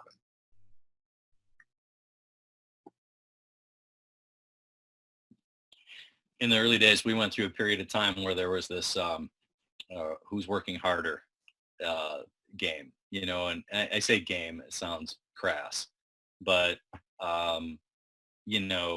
I would regale Kelly with the, challenges of my day, and she would reciprocate. And I felt like, I think on some level, we were both making sure that the other person knew that, we had a lot of skin in the game and we're working really hard. It was absolutely fed out of insecurities. And I think Kelly, who, went on to get some advanced degrees and had worked successfully in the, work world and, left it and felt a little gap or void. And as soon as a child came along, it was like, it was instantly gone. The purpose was there. The call was there, but there was this thing about, geez, am I supposed to be doing something else also? So that was part of her story. And part of mine was, working hard and then feeling like there was components that I would never quite be as close to the children as Kelly was, the nursing mom and the, baby wearing. And there's just this connection to mom that's inarguable and beautiful and wonderful, but there, and palpable. So on some level, it's like, knowing that you're never mom, you know what I mean? And baby wearing, all those things are awesome, at least in my experience. I couldn't replace what Kelly brought to the table and still does. Her emotional wisdom and intelligences were superior to mine. She got it before it was even a problem. She saw it coming. There's just wonderful components of her, relationship with the kid. And, so we wrestled with some of those things in the early days, but I feel like we have a much better balance today. But they were real. We lived with them. We owned them, and hopefully they're mostly gone. But they were a part of our early story.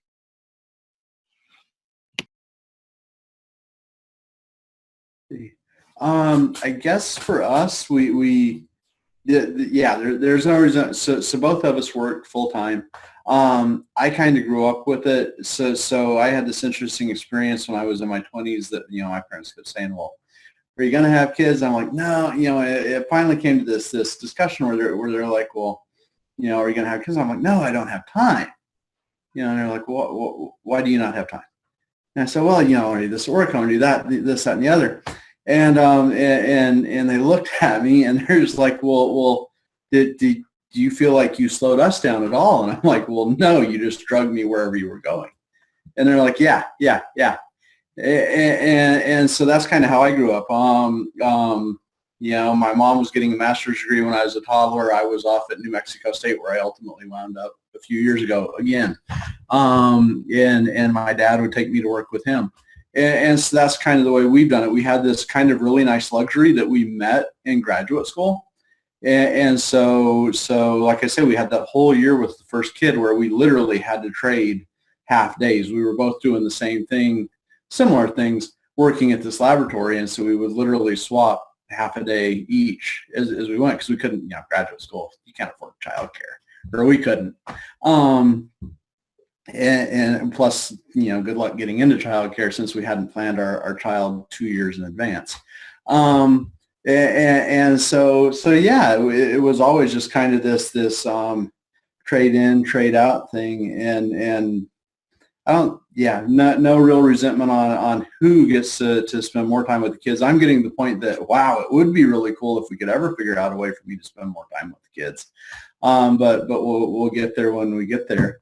And then even the kids kind of got in on the game randomly and nicely. And we've got 3 of them, and some of them, when they were babies, got along better with me, and some of them got along better with my wife when they were babies. And so it's just kind of been completely interlaced, and yeah. So yeah, everything's been good. I'll go now. I don't at all feel any sort of resentment or anything towards my wife for me working. I've always felt a deep sense of obligation to be the person to provide, and whether that's biological or cultural or whatever it is, I've always just felt like that. And I don't know, maybe some of my own self-worth is built from how well I do that. I don't know, and maybe that's healthy, maybe it's not, but it is what it is. And so I do feel that obligation that I need to do it. Now that's not to say that I would ever prevent my wife from wanting to also work. She's certainly, free to do that. And when we were dating, she did work and I worked, and I'd pick her up and drive her home, almost every night. And so, the whole first couple of years of our relationship was, both of us working. But then after we got married, she continued to work, she got pregnant, and then it's time to come home, and she wanted to focus on the baby. And I think for her, that's something, and she's and for her, some of it might be cultural. She's from Mexico, and Mexicans have big families, and, traditionally, men work, women take care and raise all the kids, and kind of like it's here. They may be a little bit closer to that than we are, at least here in the U.S. But anyway, and so it was very natural for both of us to just say, yeah, you stay home, and I work. There was no resentment of the other. And when the time comes when we are done having kids and they are they're older, maybe she will start working again, and that'd be totally okay. And if the opportunity did ever arise where she was able to work at a level that would replace my income, I wouldn't mind taking the break, and staying home and doing this and that. So I think that would be great. I'm certainly not opposed to that, but I wouldn't feel comfortable doing that if my income wasn't replaced by whatever it was she was doing. So I would have to feel very secure in that regard, that it's something that I could do without significant changes to our lifestyle. So I would need that assurance, but otherwise, yeah, I feel great doing it. I feel that it is, I don't want to say my role, unless I guess I'm choosing it. So I guess I could say that, but anyway, so. Thank you. These were brilliant answers, and I really, really appreciate your honesty. There was a lot of really deep sharing here, and I'm so grateful that you were all willing to come on and share your heart and your journey with all of us. So thank you, panel. I'm going to go around we're at the end of our 2 hours. I'm going to go around and ask each of our panelists to share any closing thoughts that they may have, maybe words of wisdom, anything at all that you'd like to share. And also feel free to share any projects or websites or anything that you're working on now. And I will remind our audience that to get the links, please do go to the show notes page or see the links at the bottom of the show during the broadcast. So why don't we start off with you, Robert, since we seem to have a predetermined order that everybody's been going in. We'll start off with Robert and we'll just run through. So closing remarks and projects, websites, anything that you'd like. Okay, yeah. Well, closing remarks. I guess, I keep coming back to this almost like a mantra to myself. Connect, have fun, everything's going to be okay. Just try to live that way. And yes, sometimes things don't turn out the way that you want them to, but ultimately in the end, if you're connecting, if you're loving, if you're being there with them, it's going to work out in the best way it can. As far as any projects I'm working on, all my stuff is I do stuff on the side, software development. Anybody needs me to do any Swift or Objective-C programming, let me know, but iOS development. The other thing is I don't know if I put anything in the show notes for my how to get in touch with me. I guess Twitter is probably going to be the quickest way, which is at RC Gottlieb. That's RCGOTTLIE as in Edward, B as in boy. If you want to get in touch with me. I do have Facebook, but I can't tell you how to find me right now. So start with Twitter, and then we can go from there. But any dads that have any questions, I always offer, ask me anything, really. I've been there, and, I want to help you. Talk to me.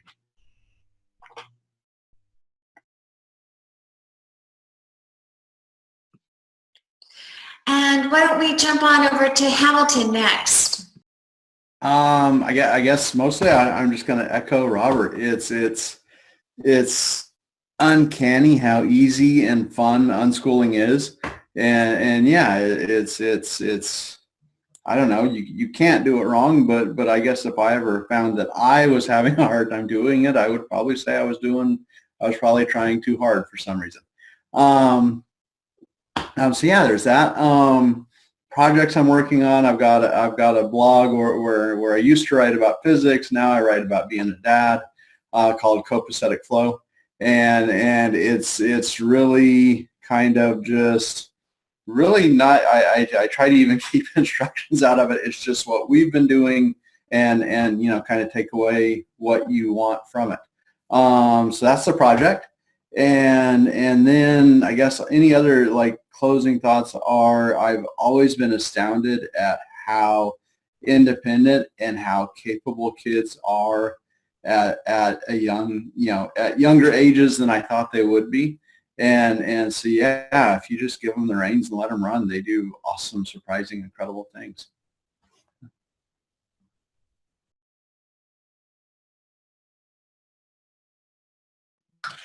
I'll go next. Closing remarks, just kind of like what I said earlier. If you're watching this, you're probably pretty conscious and you're really interested in learning more. And if you do find yourself on the punitive side of parenting, I definitely would check out Alfie Kohn. His book, Unconditional Parenting, is very good.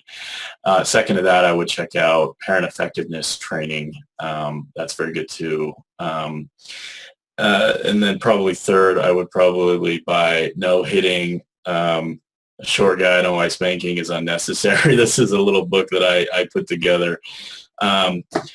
As far as the unschooling, and I think this is how I was found, I put together this book here, Unschooling Dads, 22 Testimonials on Their Unconventional Approach. So there's a lot of perspectives in here, from men who are not yet dads to junior dads to senior dads. And the foreword was written by Sandra Dodd. She's really big in the unschooling community. She's been a major influence for me. Every time I have a question about anything, I go to her website and look it up. And she collects perspectives from all over the internet and conversations she's involved with and puts them there. So that's sandradodd.com. My own website is everythingvoluntary.com. I do try to include a lot of content on unschooling and parenting. It's probably more heavily on the political and economic side as far as the content that goes through there. But that's where you'll find a lot of my writing. You can find me on Facebook at Skyler J Collins. Just search that. I think I'm the only one. Yeah.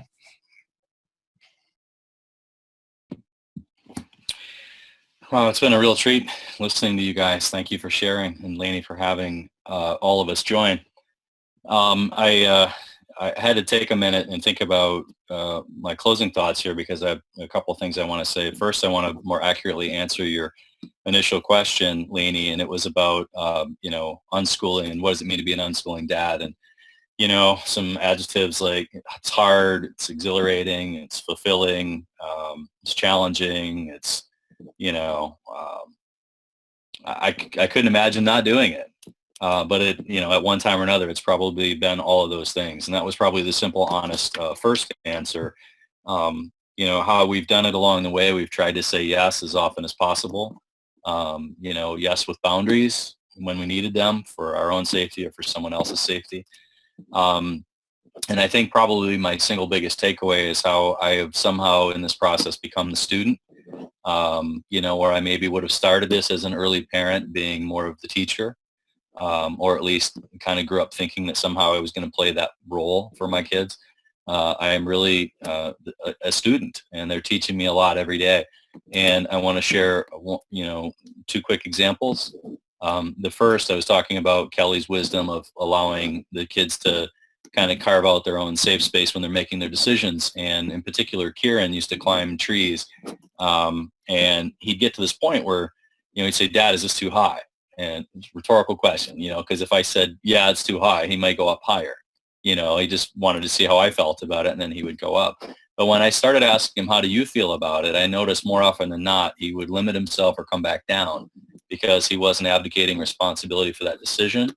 And it didn't become about me versus him or a rule or a boundary. He was free to climb the tree if he wanted to climb the tree. Now, mind you, I'm going to stand under him and if to the extent of my ability, catch him if he falls. But ultimately, it was his choice. But it removed the idea that he was doing anything out of response to me. It was truly, can you climb the tree? Do you feel comfortable climbing the tree? And so on and so forth. So he taught me that about getting out of the way and allowing him to make his own decisions. And more recently, my oldest, Killian, has blazed a very brave trail. And one of the reasons I wanted to go last is I wanted to text him and make sure I could share this, information and the effect it's had on the family. So about a year ago, Killian, born female, announced that she was gay.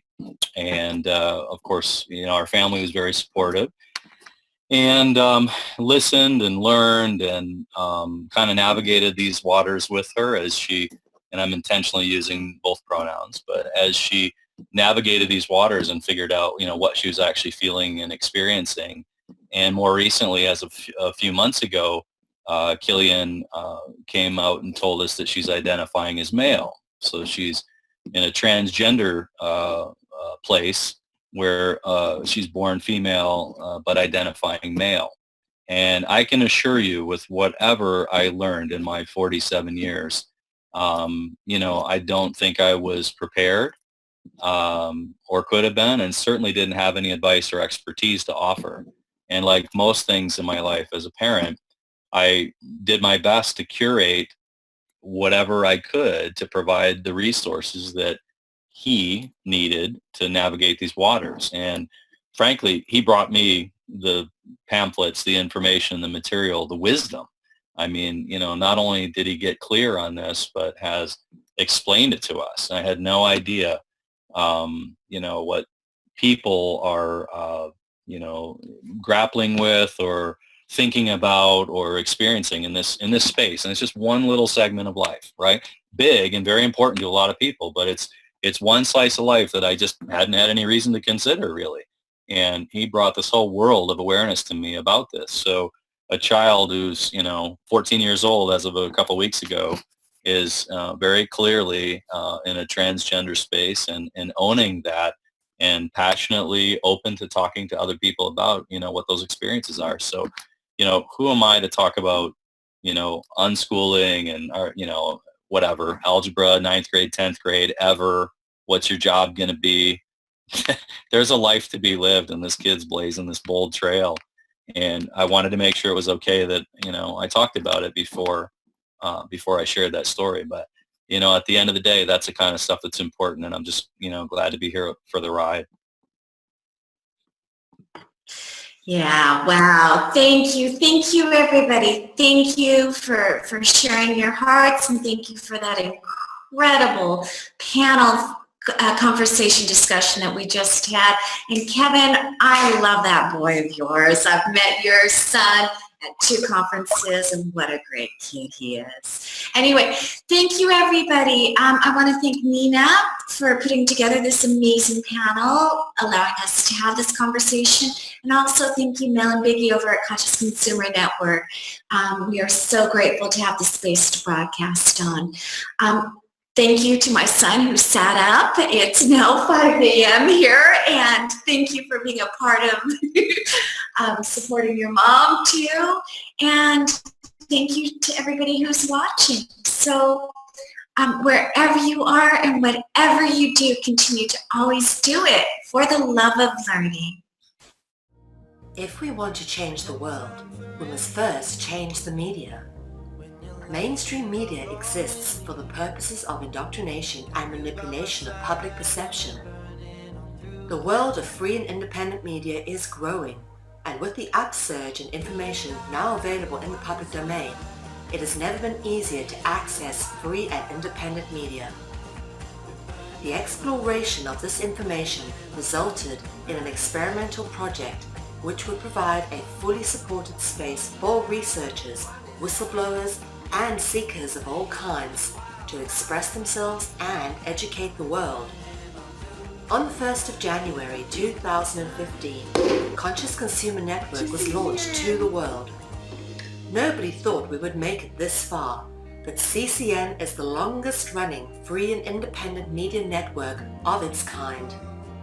CCN is a unique collaboration of hearts and souls, bringing you information from different perspectives to educate and inform. Since we started CCN, we have had only one desire: the pursuit of a free, fair, just, sustainable world, and this has not changed. Having overcome many challenges over the last 2 years, CCN is here to stay, and we've got great things lined up for 2017. Help keep CCN on the air by supporting the 2017 Network Support Fund.